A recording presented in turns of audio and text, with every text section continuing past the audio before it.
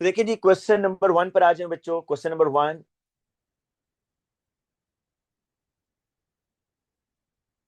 अच्छा, इसमें ये कह रहा है कि define standard electrode potential including description of standard condition. अब देखें, अक्सर तो वो ये वर्ड लिखता ही नहीं है आगे सेंटेंस, सिर्फ कहता है define standard electrode potential E not और 2 मार्क्स का। अब तो उसने बड़ा क्लियर आपको बता दिया है कि आप स्टैंडर्ड कंडीशंस को जरा डिस्क्राइब भी करें भाई। तो पहले तो इलेक्ट्रोड पोटेंशियल पर आ जाएं। आपको पता है जो हाफ सेल होता है ना, जिस तरह कॉपर को आपने कॉपर 2 के सोल्यूशन में डिप किया तो वहां पर एक पोटेंशियल डिफरेंस जनरेट होता है। जिंक को जिंक 2 के सोल्यूशन में डिप किया तो पोटेंशियल डिफरेंस वहां क्रिएट होगा। उस पोटेंशियल डिफरेंस को मेजर करने के लिए आप क्या करते हैं, उसको स्टैंडर्ड हाइड्रोजन इलेक्ट्रोड से कनेक्ट करते हैं।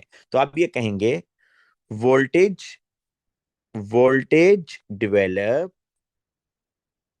व्हेन, मैं भी मार्क्स की भी आपको सेंड कर दूंगा after class, when a half cell is connected with standard hydrogen electrode. सारे कैपिटल में लिखिएगा, मार्क्स की में भी एस एच ई लिखते हैं, अगर आपने जगह बचानी है तो एस एच ई। अब बेटा स्टैंडर्ड कंडीशंस क्या हैं कि solution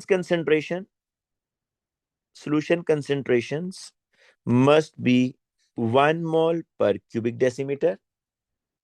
जो बेटा टेम्परेचर है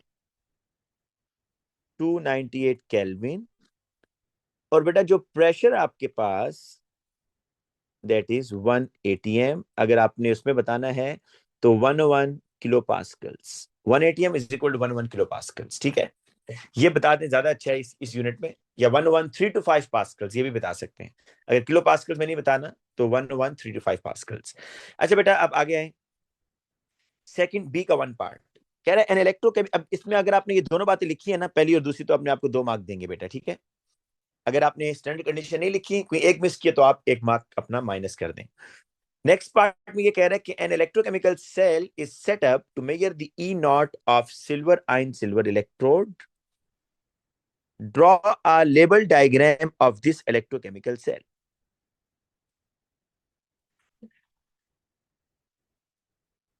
अच्छा बेटा, आपने एक डायग्राम बनानी है और कह रहा है include all necessary substances, it is not necessary to state conditions use.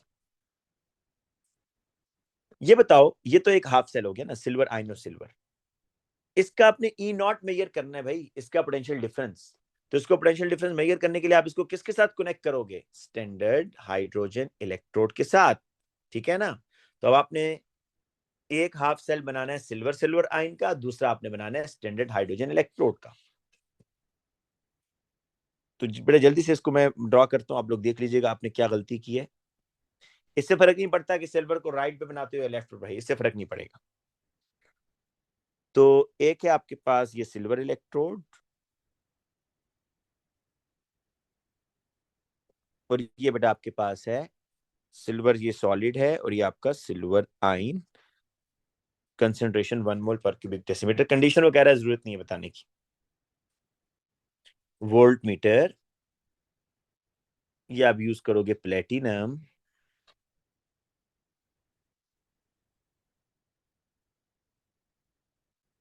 Hydrogen gas, यहां बेटा आपका होगा H ion. This is platinum.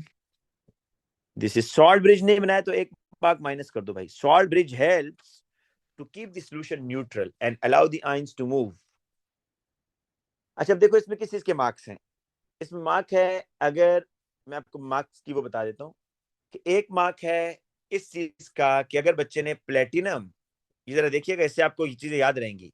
अगर बच्चे ने प्लेटिनम लिखा है, सिल्वर लिखा है और सिल्वर आयन लिखा हुआ है बेटा, इसका 1 मार्क है। दूसरा मार्क किस चीज का, सुनो मैं डिफरेंट कलर यूज करता हूं ताकि आपको याद रहे। दूसरा मार्क है अगर बच्चे ने हाइड्रोजन गैस और हाइड्रोजन आयन और इसका ये डिलीवरी सिस्टम बनाया हुआ है बेटा, ये वाला, तो इसका दूसरा मार्क है। तीसरा मार्क किस चीज का है कि अगर बच्चे ने यहां पर वोल्ट मीटर और सॉल्ट ब्रिज बनाया हुआ है बेटा। वोल्ट मीटर और सॉल्ट ब्रिज, वोल्ट मीटर और ये सॉल्ट ब्रिज, इसका तीसरा मार्क है। डिफरेंट कलर से आपको बता रहे हैं ये मार्क्स है बेटा। ठीक है,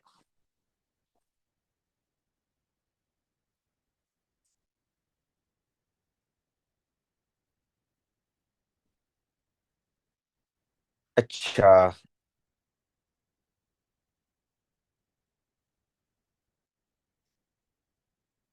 अब बेटा आगे चलते हैं।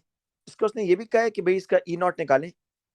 Electrochemical cell is set up to measure the E naught of the cell, draw label diagram of this, include all necessary substance. ठीक है बेटा। अब अगला क्वेश्चन देखो, कह रहा है a separate electrochemical cell is set up using a lower concentration of silver ion than that used in B1, suggest how the electrode potential E of silver ion silver electrode would change from its value। हाँ जी, पर देखो ये जो silver ion है ना,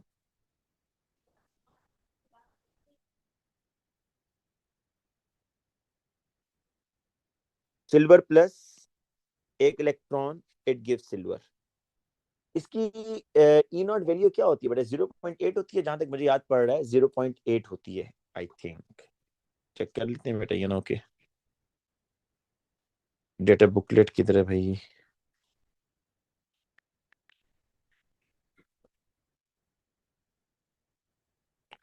0.8, ठीक है।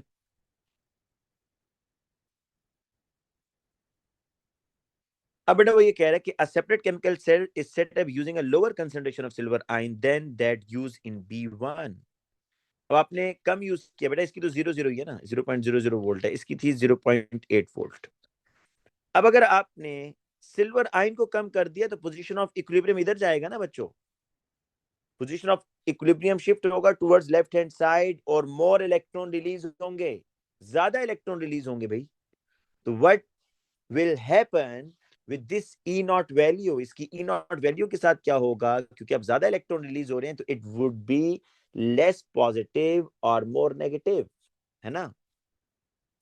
देखो यहां तो ऐसे था ना, अगर आप इसका ई सेल निकालें, ई नॉट ऑफ सेल इस तरह था ये बेटा, Ag+1 एक इलेक्ट्रॉन, इट गिव्स Ag, और 2H+ दो इलेक्ट्रॉन्स, इट गिव्स H2। इसको दो दो कर देते हैं इधर, ये 0.8 है और ये 0.00। जो मोर पॉजिटिव है ना बेटा, वो इलेक्ट्रॉन गेन करेगा, और जो लेस पॉजिटिव है उसने क्या करना है, इलेक्ट्रॉन लूज करने। तो इनका ई नॉट ऑफ सेल इस तरह निकल रहा था, ये आपकी यहाँ पर रिडक्शन हो रही है, यहाँ ऑक्सीडेशन हो रही है।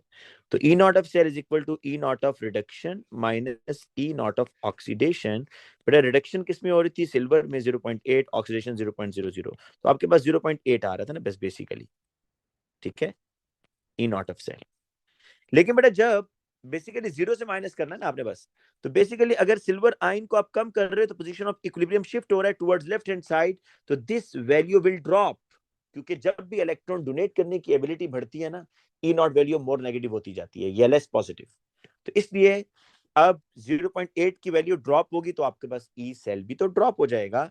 तो suggest how the electrode potential E for the silver ion electrode would change from its E naught value. अच्छा वो पूरे सेल के नहीं पूछा, सिर्फ इलेक्ट्रोड पोटेंशियल सिल्वर का पूछा, तो ये ड्रॉप होगा बेटा, ई value would be more negative, E value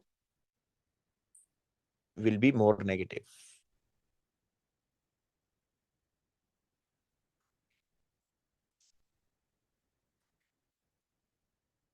will be more negative. और नेगेटिव क्यों हो रही है, क्योंकि बेटा ये लिखोगे कि position of equilibrium shift towards left hand side,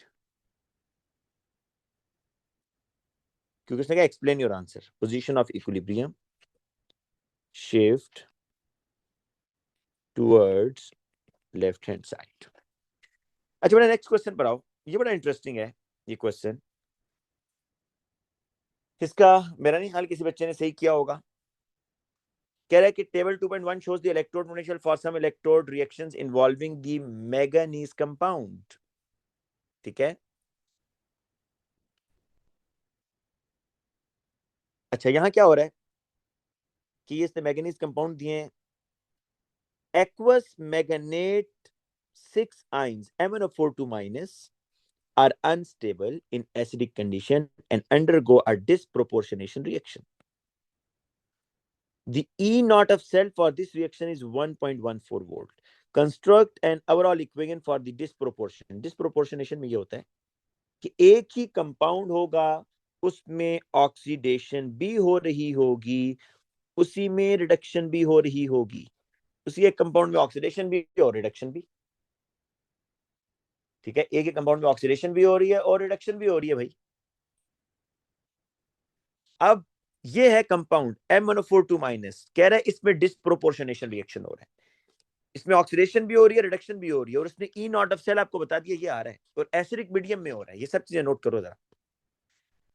अब अगर आप इन इक्वेशंस को देखो जो उसने आपको डाटा दिया हुआ है बच्चों, तो आपको ये नजर आएगा कि जो से रिएक्शन फॉरवर्ड जा रहे हैं ना, ये इनमें तो रिडक्शन हो रही है, जोन से रिएक्शन बैकवर्ड जा रहे हैं ना बच्चों, उनमें ऑक्सीडेशन हो रही है ना। अब आप 2MnO4 1- ऐसे ढूंढो, ये बात समझ आएगी मेरी, कि जो रिएक्शन ऐसे जा रहे हैं वहां पर रिडक्शन हो रही है, गेन ऑफ इलेक्ट्रॉन, जो रिएक्शन बैकवर्ड जा रहे हैं वहां ऑक्सीडेशन हो रही है, लॉस ऑफ इलेक्ट्रॉन। अब एक ही कंपाउंड है भाई MnO4 2-, इसमें ऑक्सीडेशन भी हो रही है, रिडक्शन भी हो रही है, तो आप, लेकिन एसिडिक मीडियम में, तो आप दो ऐसे MnO4 2- ढूंढो जिसमें एक में ऑक्सीडेशन हो रही हो, एक में रिडक्शन हो रही हो, लेकिन एसिडिक मीडियम में। एक तो आपको बेटा ये दो नजर आ रहे हैं MnO4 2-, इस साइड पर तो बस यही है ना, बाकी तो कोई नहीं है। ऊपर वाले को मैं खत्म कर रहा हूं क्योंकि ये बेसिक मीडियम है भाई, मुझे एसिडिक मीडियम चाहिए तो ये लेता हूं, है ना, ये बात बन रही है ना। MnO4 - 1 MnO4 2- में रिडक्शन हो रही है, लेकिन at the same time MnO4 2- में ऑक्सीडेशन भी हो रही है। बट जरा इस साइड पर देखो, कोई MnO4 2- है? यस, एक है, दिस वन। ये इधर जाएगा तो इसमें क्या होगी, पता नहीं, ये बात समझ आ रही है नहीं? इसमें रिडक्शन होगी और इसमें ऑक्सीडेशन हो रही है ना बच्चों। अब इसको कंबाइन करते हैं, जो आपकी रिडक्शन वाली इक्वेशन है तो वो मैं ऐसे लिखता हूँ, MnO4 2- 4H+। इस तरह का क्वेश्चन मैंने पहली दफा देखा है, पहले नहीं आते थे इस तरह के ना। अब इसने इन 1-2 सालों में, ये इस साल का पेपर है मेरा ख्याल है, इस साल का ये MnO2 + 2H2O। बेटा दूसरी आपने ये इक्वेशन सेलेक्ट की है ना, ये वाली देखो, ये वाली, तो इसको जरा फ्लिप कर लो। MnO4 2-, it gives MnO4 1- plus electron. बेटा देखो, loss of electron, gain of electron equal होने चाहिए भाई, ये इक्वल नहीं है यहाँ पर। ये MnO4 एक इलेक्ट्रॉन लूज कर रहा है, ऊपर 2 इलेक्ट्रॉन गेन हो रहे हैं भाई, तो नीचे वाली इक्वेशन को टाइम्स 2 करो, नीचे वाली इक्वेशन को टाइम्स 2 करोगे, है ना। जब टाइम्स 2 करोगे तो ये हो जाएगी बेटा आपके पास। अब इनको कंबाइन करके लिख लो, इसको टाइम्स 2 किया ना तो यही कर देते हैं बेटा, इतनी नीचे जगह नहीं है। 2 2 और 2, अब इलेक्ट्रॉन से इलेक्ट्रॉन कैंसिल हो जाएंगे। अब आपकी जो इक्वेशन बनेगी बेटा, ये 3 मोल्स हो गए सारे मिलाकर, 3MnO4 2-। ये देखो एसिडिक मीडियम तो है as it is, 4H+, it gives 2MnO4 1- MnO2 + 2H2O। ये भाई, ये करना था आपने, ठीक है। 2 नंबर की इक्वेशन है, थोड़ा काम ज्यादा है, मेरा नहीं ख्याल इसमें बेटा किसी के बच्चे के मार्क्स आए होंगे, है ना। बताइएगा जरा बच्चों, बेटा रिकॉर्डिंग हो रही है बच्चों? अच्छा, गुड, ये तो बहुत अच्छी बात है भाई। बेटा इक्वेशन मैंने कैसे सिलेक्ट की बताता हूँ भाई। बेटा इक्वेशन ऐसे सिलेक्ट की, वो कह रहे थे भाई कि MnO4 2- के अंदर ना ऑक्सीडेशन और रिडक्शन हो रही है, ठीक है, ऑक्सीडेशन और रिडक्शन। तो मुझे ये तो पता है ना इक्वेशन के, जो स्पीशी इक्वेशन के लेफ्ट साइड पर है उसमें रिडक्शन हो रही है, जो राइट साइड पर उसमें ऑक्सीडेशन हो रही है। तो MnO4 के अंदर डिस्प्रोपोर्शनेशन रिएक्शन है, MnO4 2- है, उसमें ऑक्सीडेशन भी हो रही है, रिडक्शन भी हो रही है, और एसिडिक मीडियम है। तो अब तो कोई ऑप्शन ही नहीं बचा था, एक ये और एक सर, ये। जी बेटा। हम ये इक्वेशन 1.14 वोल्ट को देखते हुए भी सिलेक्ट कर सकते थे। वो कि इतना अच्छा मेथड नहीं है, वो तो फिर आप तुक्के ही लगेंगे उस पर। जरा चेक करो, अब इन दोनों इक्वेशंस की ई नॉट वैल्यू को चेक करो तो ये आंसर आना चाहिए, इससे सर क्रॉस चेक मैंने हो जाएगा। इससे ही किया है, मैंने सर इक्वेशन सर से यही आ रहा सिलेक्ट है। किया है। आपने किससे किया भाई? Sir E naught of cell और ये जो MnO4 - 2 का 1.70 इसको माइनस किया तो 0.56 आ रहा था। अच्छा, इस तरह कह रहे हैं, वही ठीक है ठीक है ठीक है क्वेश्चन। ठीक है ठीक है, वो बिल्कुल ठीक है भाई, बिल्कुल जबरदस्त है। आपने भी ऐसे किया बेटा? मैं सर इसका कोई और एसिडिक मेथड कंडीशन समझाता का हूँ। कैसे पता चलता है? इस लास्ट वाली इक्वेशन में देखो H+ लिखा हुआ है नहीं? तो H+ उसमें 4 और इक्वेशंस में लिखा हुआ है ऊपर। कहाँ पे भाई? वो MnO4 - 1 है, वो -2 है। है ना? हाँ जी सर।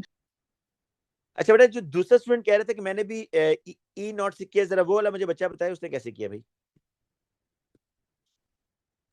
जो सर पहला मैं सर स्टूडेंट। स्टूडेंट ट्री का यूज किया था। क्या किया था बेटा, जरा बताओ आप भी, शाबाश, ताकि वन बाकी बच्चों को भी पता चल जाए ना। 1.7 मैंने मतलब सिलेक्ट किया MnO4 -2 वाली इक्वेशन और उसको माइनस कर दिया 1.14 से, तो 0.56 आ गया। तो आपने फिर ये वाली इक्वेशन सिलेक्ट कर ली। जी। हम्म, ठीक है, ठीक है, इस तरह बिल्कुल कर लिया आप, गुड। अच्छा भाई, अब आप आगे चलें। Suggest and explain how the E cell value of disproportion reaction changes with the increase in pH. बेटा, पीएच इंक्रीज कर रहा है,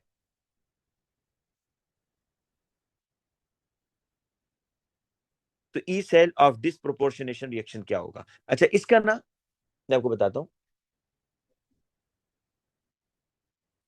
ये आपके पास है बेटा, मैं जरा इसको जरा से साफ करता हूं, एक मिनट। पीएच इंक्रीज करने का पता है क्या मतलब है बेटा? पीएच इंक्रीज करने का क्या मतलब है कि एच एन के साथ क्या हो रहा है ये बताओ की कंसंट्रेशन डिक्रीज हो ज्यादा रही हो है। रही है। जी। नहीं नहीं नहीं, ज्यादा नहीं हो रही भाई। अगर मैं कहता हूँ pH 12, एक मैं कहता हूँ pH 1, तो pH 12 का क्या मतलब है? एच आइन बढ़ गए कम हो गए? कम हो गया, कम हो गया। कम हो गए। कम तो जितनी पीएच बढ़ेगी एच आइन कम होंगे। तो वो ये कह रहा है कि अगर आप पीएच बढ़ाएं मतलब एच आइन कम कर दें। Suggest and explain how E cell value of the disproportionation reaction changes with an increase in pH। अगर आप बेटा इस H आयन को कम करते हैं तो ये पोजीशन ऑफ इक्विलिब्रियम किधर शिफ्ट होगा? हाँ, लेफ्ट साइड पर। इस 1.70 वैल्यू के साथ क्या होगा? सर मोर नेगेटिव हो जाएगी। ये मोर नेगेटिव हो जाएगी, ठीक है, ये आपकी हो जाएगी नेगेटिव। ये आपकी मोर नेगेटिव मतलब लेस लेस पॉजिटिव हो जाएगी ना। मतलब अगर 1.7 है ना, तो आप एज्यूम कर लें ये हो जाएगी 1.6 हो जाएगी, चलो 1.6, ठीक है। तो अब बेटा जरा मुझे बताओ, अब मुझे बताओ कि अब दोनों का जरा डिफरेंस निकालो ना, अब क्या आएगा? इस 1.14 के मुकाबले में अब क्या आएगा आपके पास वोल्टेज? जल्दी से बोलो। 1.04 वोल्ट। ज्यादा आएगा कम आएगा? कम आ रहा है। कम आएगा। तो बेटा ये मैंने 1.6 सिर्फ समझाने के लिए वैल्यू ली है, ताकि आप थोड़ा आंसर देने में आसानी हो। देखो देखो बच्चों, जब H प्लस कम होगा ना, बेसिकली तो इस तरह हो रहा है ना। आप पहले रिएक्शन समझ लो कि यहाँ पर रिडक्शन हो रही है, यहाँ ऑक्सीडेशन हो रही है। तो इसके जो इक्वेशन है वो ये, E naught of cell is equal to E naught of reduction minus E naught of oxidation. Reduction आ रहा है 1.70 माइनस 0.56, तो बेसिकली इसका डिफरेंस आ रहा है भाई, इसका डिफरेंस आ रहा है 1.14। अब अगर ये 1.70 वाली वैल्यू कम पॉजिटिव होती जाएगी तो ये डिफरेंस भी कम होता जाएगा ना, या नहीं? Yes sir. तो अब वो कह रहा यस है कि सर। एच आइन को कम किया है भाई, एच आइन को कम किया तो पोजीशन ऑफ इक्विलिब्रियम इधर शिफ्ट होगा टुवर्ड्स लेफ्ट हैंड साइड। तो ये जो वैल्यू है ना 1.70 वाली, ये मजीद कम हो जाएगी। तो मजीद कम होगी तो उनका डिफरेंस कम होगा, तो 1.14 से कम हो जाएगी। तो आप यहां लिखो बच्चों कि E cell decreases, E cell decrease हो जाएगी, 1.14 से डिक्रीज होगा। ई सेल डिक्रीजेस या लेस पॉजिटिव बिकॉज जो पोजीशन ऑफ इक्विलिब्रियम है, position of equilibrium shift to the left, shift to the left hand side. अच्छा बच्चों, नेक्स्ट क्वेश्चन पर आ जाओ। ये कैलकुलेशन से रिलेटेड था, इसका क्या आंसर निकाला है? करंट का बोलेंगे? फिर 0.43 आ रहा है। 0.43। 0.43, ठीक है, ठीक है। सब बच्चों का यही है बेटा, या कर दूं 0.428 या 429? सब बच्चों का यही है? अगर नहीं है तो बताएं बेटा, इसको कर लेते हैं, कोई मसला नहीं है। सर कर दें एक दफा। कर देते हैं, ठीक है। अब बेटा देखो, यहाँ पर ये आ रहा है कि a student electrolyzes a solution of potassium iodide। अच्छा, ये aqueous solution of potassium iodide है, K plus I minus H plus OH minus aqueous है, ठीक है। अच्छा, एक तो बेटा उसने खुद ही कर दिया आपको, यहाँ पर कि half equation for the reaction that occur at the anode is given by this. Write the half equation for the reaction occurs at the cathode. Include these state symbols. फिर आपको पता है कि ये जो इलेक्ट्रोलिटिक सेल होता है ना, इस तरह का होता है।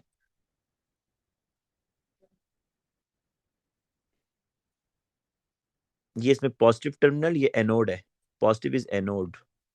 यहाँ तो वो आयोडाइड को ले गए, नेगेटिव इज कैथोड भाई, नेगेटिव इज कैथोड। तो कैथोड की तरफ कौन जाएगा, H प्लस या K प्लस बच्चों?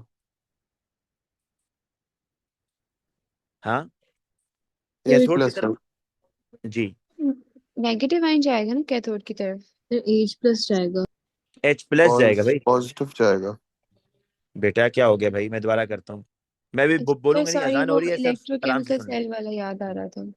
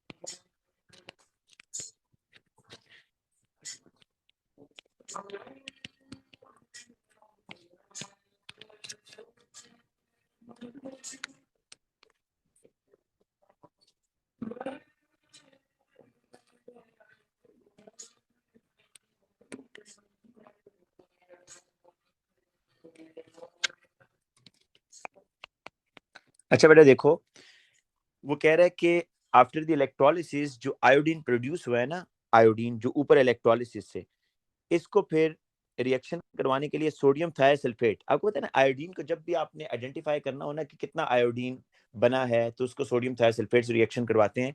तो कितना सोडियम थायोसल्फेट यूज हुआ, उसने वॉल्यूम और कंसंट्रेशन दिया हुआ था, मैंने बेटा सोडियम थायोसल्फेट के मोल निकालिए इतने, ठीक है। अब इस सोडियम थायोसल्फेट के मोल से, क्योंकि इक्वेशन बैलेंस है, हमें मोलर रेशो पता है 2:1 है, सोडियम थायोसल्फेट के जितने मोल होंगे आयोडीन के उसका हाफ होंगे, तो हमारे पास बच्चों आयोडीन के मोल आ गए हैं। ये है आयोडीन के मोल 0.001065।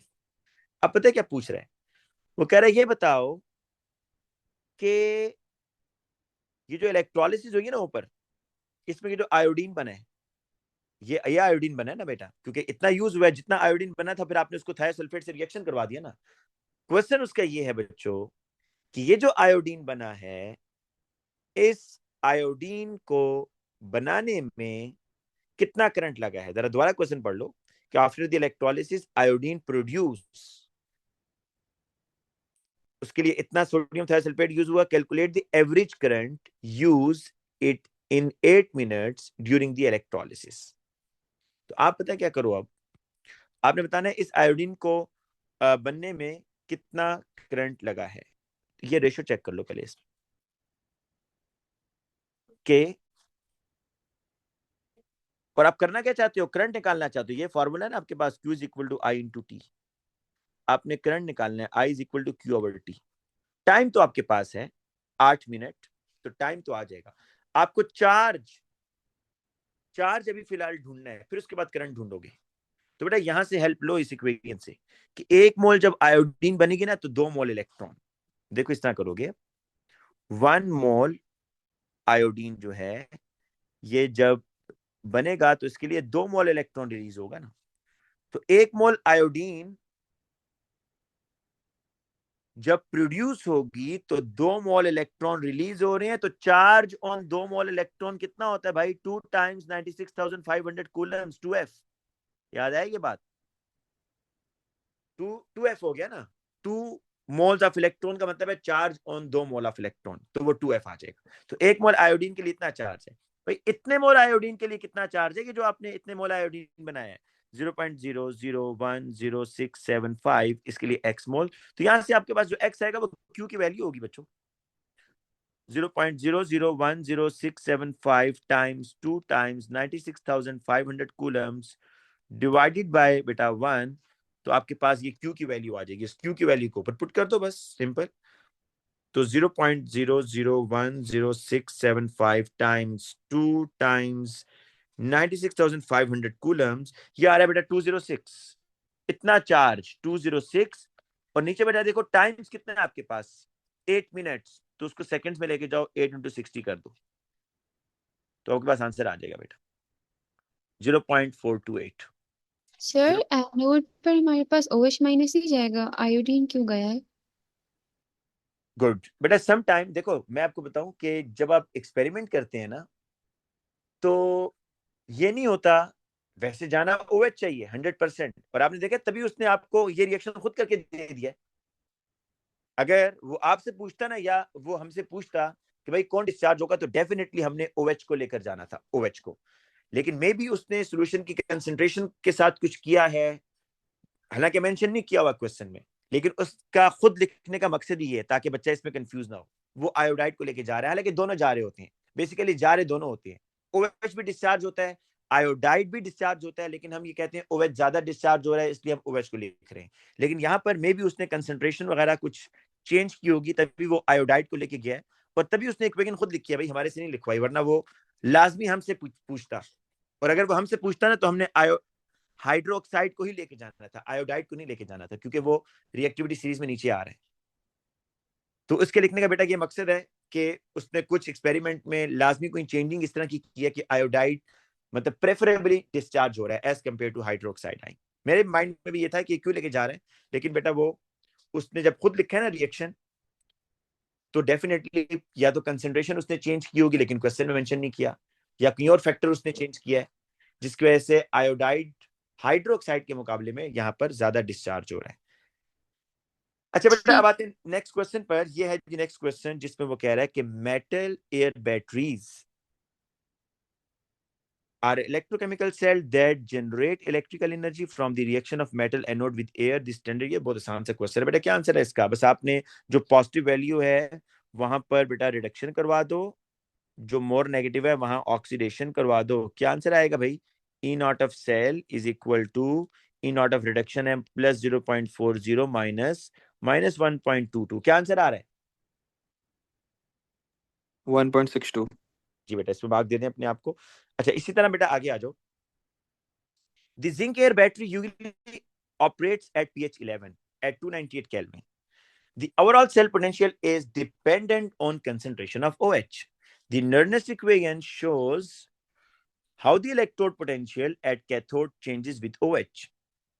अब देखो उसने खुद आपको इक्वेशन सारी दी हुई है, और ये इक्वेशन भी दी हुई है बच्चों। कह रहा है कि आपने ना OH की कंसंट्रेशन को चेंज किया है। Calculate the electrode potential E at pH 11। बेटा pH उसने रखी है 11 ना,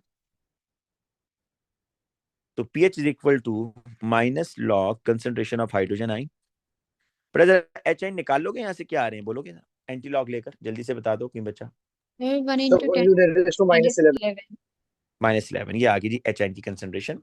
अब बेटा आपने OH की बेसिकली तो जब pH चेंज किए तो OH की कंसंट्रेशन को आपने ऊपर नीचे किया है ना, pH चेंज जब किए, तो अब आपने KW is equal to concentration of H plus OH minus, आपको OH की कंसंट्रेशन पता चल जाएगी, वो आप यहाँ पुट कर देना बस।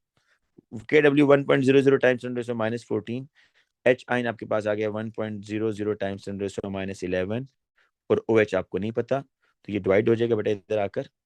देखिए जो 1. एंट्रोपी एंट्रोपी के क्वेश्चन है वो इलेक्ट्रोकेमिस्ट्री के अंडर आएंगे।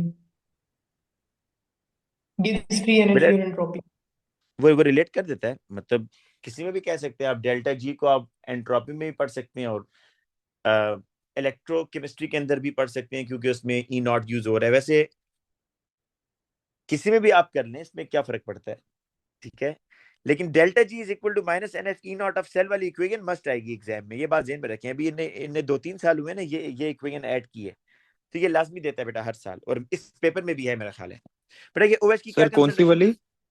डेल्टा जी, So ये one भी minus कुछ to बच्चों ने minus नहीं पढ़ी, जिन बच्चों ने मेरे से भी एंट्रोपी नहीं पढ़ा ना, उनने ये नहीं पढ़ी, delta G is equal to minus n F E naught of cell. बेटा ओएच की कंसंट्रेशन क्या आ रही है, जरा बोलेंगे? So 1 times 10 raised to minus -3. -3 आ रही। अब बेटा बस इस वैल्यू को आप यहाँ पुट कर दो, स्क्वायर भी ले लो, स्क्वायर क्यों लेना, यहाँ 2 है भाई, और जी की वैल्यू क्या होगी, 2 इलेक्ट्रॉन है, 2 पुट कर दो इधर, बस आंसर आ जाएगा। देखो E इज इक्वल टू 0.40 उसका स्टैंडर्ड रिडक्शन पोटेंशियल है, माइनस 0.059। जी क्या होता है, नंबर ऑफ इलेक्ट्रॉन उस इक्वेशन में कितने, हाफ इक्वेशन सर में कितने 2 ही है ट्रांसफर ना? हो रहे हैं, 2 है बेटा, 2 log of 1.0 टाइम्स 10⁻³ याद है मैंने आपको इस तरह के क्वेश्चन करवाया था जिसमें ये स्क्वायर, देखो उसने खुद ही ले लिया वैसे ऐसे। अब बताएं ई क्या आ रहा है बेटा आपका, ई So 0.314. नहीं नहीं नहीं नहीं नहीं, सर H प्लस की मेरा कॉन्सेंट्रेशन 0.58 आ रहा है। सर माइनस हाँ 2.1 0.577. 0.577 आ रहा है। लेकिन ये जो बच्चे बीच में कुछ पूछ रहे हैं मुझे समझ नहीं आ रही, वो किसकी कंसंट्रेशन पूछ रहे हैं बच्चों? सर जो आंसर आपने OH की कॉन्सेंट्रेशन निकाली है वो मतलब ये वाटर मतलब डिसोसिएट तो मतलब उस वो वाली एग्जैक्ट इक्वेशन तो नहीं है, तो हम ये OH इस तरह कैसे निकाल सकते हैं? किसकी दोबारा पूछो। मतलब जो आपने H से OH निकाला है, मतलब ये जो वाटर की डिसोसिएशन होती है KW से, लाइक इस इक्वेशन में तो वो नहीं हो रहा उस तरह, मतलब वो ऑक्सीजन के साथ रिएक्ट कर कुछ बना रहा है। बेटा देखो मेरी बात सुनो, आपके पास ये है basic pH plus POH is equal to 14। H ion और OH आइन की जो कंसेंट्रेशन है ना, इसका एडिशन हमें हमेशा 12 क्या होगा, 14 होगा, ठीक है। चाहे अंदर जो भी चीजें हो, एच आइन और OH आइन का जो प्रोडक्ट है, बेशक उसके अंदर जिंक आइन भी चले जाएं या कुछ और आइंस भी हो, लेकिन एच आइन और OH आइन का जो प्रोडक्ट होगा वो 1.00 टाइम्स 10⁻14 होगा।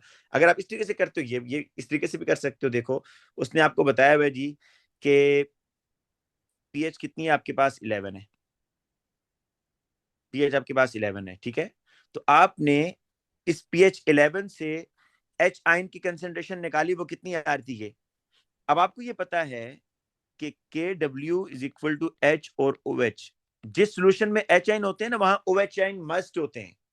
अगर H आइन 1.00 टाइम्स 10⁻11 आ रहे हैं, आपने प्रोडक्ट ये लेकर आना है बेटा -14। तो इसको फिर किससे मल्टीप्लाई करोगे, इसका मतलब है कि ये इतने होंगे, क्योंकि इनका प्रोडक्ट हमेशा ये है, ये तो कांस्टेंट है, चाहे बीच में ऑक्सीजन हो जिंक हो, इससे क्या फर्क पड़ता है। एच और OH आइन का प्रोडक्ट इसके इक्वल होगा 10⁻14 के। तो क्या हम ये फॉर्मूला यूज नहीं करेंगे, बताओ। जी सर समझ आ गया, मैंने वो दूसरे POH से किया था तो तो फिर भी आपका आंसर तो सेम आएगा ये POH से। सेम आ रहा है। हाँ अब उससे कर लो, कोई मसला नहीं है। अच्छा बेटा इसका आंसर आ रहा है 0.577 वोल्ट, ये आ रहा है आंसर। Yes, sir. सर मेरा तो 0.13 आ रहा है इसका। गलत आ रहा है बेटा, आपने कैलकुलेशन गलत की है ना। नहीं लेकिन मेरी No, इक्वेशन sir. वो जैसी है। तो फिर भी आपने कोई लॉग को गलत यूज किया है, सर मेरा भी वही आ रहा है। आपने भी गलत किया भाई। किस किस बच्चे का ये आ रहा है, 1 मिनट, 0.577। Yes, sir. 0.5. सर मेरे मेरा सही भी आ यही रहा है। आ रहा है। जाकिर आपने ये सारी वैल्यू उठा के कैलकुलेटर में डाली है, स्टेप बाय स्टेप किया। मैं आप Yes, कहता हूँ ये sir. सारी वैल्यू उठा के कैलकुलेटर में डाल दो सर Sir, मैंने मैंने bracket से डाला। बेटा। फिर क्यों बाज बच्चों का क्यों गलत आ रहा है भाई, आप लोग दोबारा जरा करें ना, अभी कैलकुलेट दोबारा करें, गलत नहीं आना चाहिए। तो वो जो log की ब्रैकेट के बाद एक और ब्रैकेट डालनी पड़ती है, तो उससे आ जाएगा log डाल के उसके बाद एक और ब्रैकेट डाल के 1 -3। बिल्कुल, ये तो 0.4 फिर नेगेटिव और ब्रैकेट में 0.059 डिवाइडेड बाई 2 और फिर लॉग 1 इंटू 10 पर -3 ब्रैकेट में होल स्क्वायर किया, तो उसके बाद मेरा तो 0.1345 आ रहा है। ये सर क्या मेरा कह भी रहे हो? यही मेरा आ भी रहा एग्जैक्ट सेम आ रहा है, जी यही सर, है, मेरा मैंने भी भी यही आ यही रहा है। किया। सर ऐसे लॉग की वैल्यू पूरे पे स्क्वायर लग रहा है, हमें सिर्फ 1 इंटू 10 पर -3 पे स्क्वायर लगाना है, तो एक और ब्रैकेट लगाना पड़ेगा। एक मिनट जरा, यस यस मेरे पास कैलकुलेटर नहीं है, एक मिनट बच्चों। भाई फॉर्मूला उसने लिखा हुआ है, मुझे तो हैरानगी है इस पे क्यों मसला आ रहा है। ये देखो जरा एक मिनट, 0.4 माइनस 0.059 लॉग के बाद डबल ब्रैकेट्स के बाद आ रहा है 0.57। आ रहा है। जी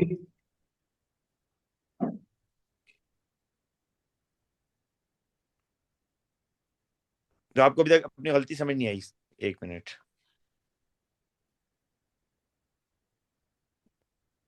(1.0 10 raised to power -3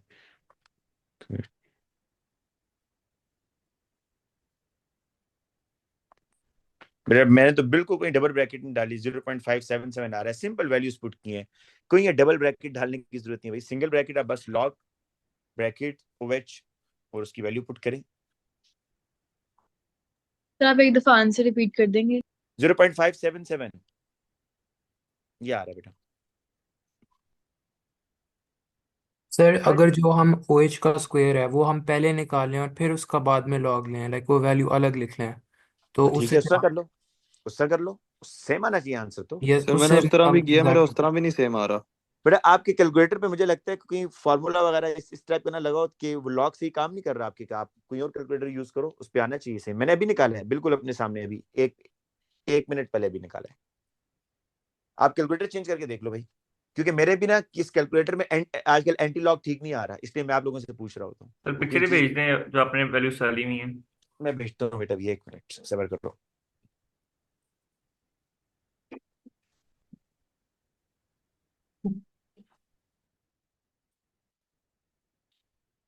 ये पिक्चर तो आपको सारी नहीं मिलेगी, लेकिन जो सामने नजर आ रही है मैं वही सेंड कर रहा हूँ, ठीक है सर जी बेटा। सर हम लोग सर का मेरा आ गया सही। अब बेटा क्या किया आपने, बताओ जरा। सर मैंने वो लॉग की वैल्यू पहले निकाल ली थी, OH को पहले स्क्वायर करके निकाला है फिर। अच्छा, ये बेटा मैं आपको भेज तो रहा हूँ, लेकिन इससे आपको क्या समझ आएगा, जो बच्चे कह रहे हैं हमें पिक्चर ही भेज दें। मैंने भेजा तो है आपको, लेकिन क्योंकि बाकी वैल्यूज तो पीछे हैं। देखें आपको मिल गया जी सर, नहीं समझ आएगा। व्हाट्सएप पे मिला है आपको? जी सर मिल गया, मगर नहीं समझ आएगा इसमें तो। हाँ, इतना तो नहीं समझ आएगा, आप इसको खुद करें बेटा, इसमें कोई साइंस तो है नहीं, ये तो मतलब बिल्कुल सिंपल सा है। सर दोबारा स्क्वायर वाले सवालों में हम OH की वैल्यू पहले ही निकाल लें और फिर सॉल्व कर लें, वो ठीक है? बेटा डायरेक्ट अगर कैलकुलेटर अलाउ है तो उस पर पूरी इक्वेशन डाल दें, बस एक ही दफा में पूरी सर मैंने इक्वेशन आपको डालें एक पिक आपका। भेजी है, तो मैंने आपको एक जाकिर पिक तुम्हें, भेजी है, देखो। अच्छा एक मिनट भाई, ये जाकिर ने भेजा, क्या बताइए कोई एक्स्ट्रा हेल्प कर रहा हो, एक मिनट। सर हम जाकिर लोग ये ब्रैकेट्स, जो इतनी ज्यादा ब्रैकेट्स डालने की भी जरूरत नहीं है। विदाउट मैंने एक ब्रैकेट उसमें डाली है, फिर भी आ गया है। तो उससे सर बगैर नहीं आ एक रहा, ब्रैकेट्स ब्रैकेट के में बाद मेरा ही नहीं आ आ रहा रहा है। था। मेरा तो एक सर ब्रैकेट डबल से भी आ ब्रैकेट रहा के है साथ भाई। ही। जी सर, एक ब्रैकेट के साथ नहीं आ रहा, डबल ब्रैकेट्स मेरा के आ रहा है साथ आ भाई, रहा मैंने अभी एक ब्रैकेट डाली है, आपको पिक्चर नहीं सेंड की क्या, देखो जरा। सर शायद वो नए वाले केसेस में ऐसा होगा। चले बेटा आगे चलते हैं, ये कोई इतना बड़ा मसला नहीं, आप इसको खुद सॉल्व कर लें, ठीक है। आपका कैलकुलेटर चेंज करें, ये हो जाएगा, वरना इसको आप वो करके करें, क्या नाम, स्प्लिट करके कर लें, एक ही दफा में नहीं डालना आपने। सर हम हर बेसिकली जगह आंसर थ्री सिग्निफिकेंट फिगर्स में दे सकते हैं, क्योंकि एग्जाम में मिक्सचर यूज करता है। वो इसलिए 3 यूज करता है क्योंकि उसने क्वेश्चन में कितने यूज किए हुए हैं बेटा, क्वेश्चन में उसने कितने फिगर्स यूज किए हुए हैं, एक मिनट। सर वैसे 3 तो भी हैं, 2 भी हैं। वैसे मैं आपको बताता हूँ, मिनिमम जो है ना, उसने जितने यूज किए होते हैं मिनिमम, देखो यहाँ उसने 2 यूज किए हुए हैं ना, तो जितने मिनिमम सिग्निफिकेंट फिगर यूज करता है ना, उसमें आंसर अलाउ होता है। अब उसने 3 भी यूज किए हुए और 2 भी यूज किए हुए।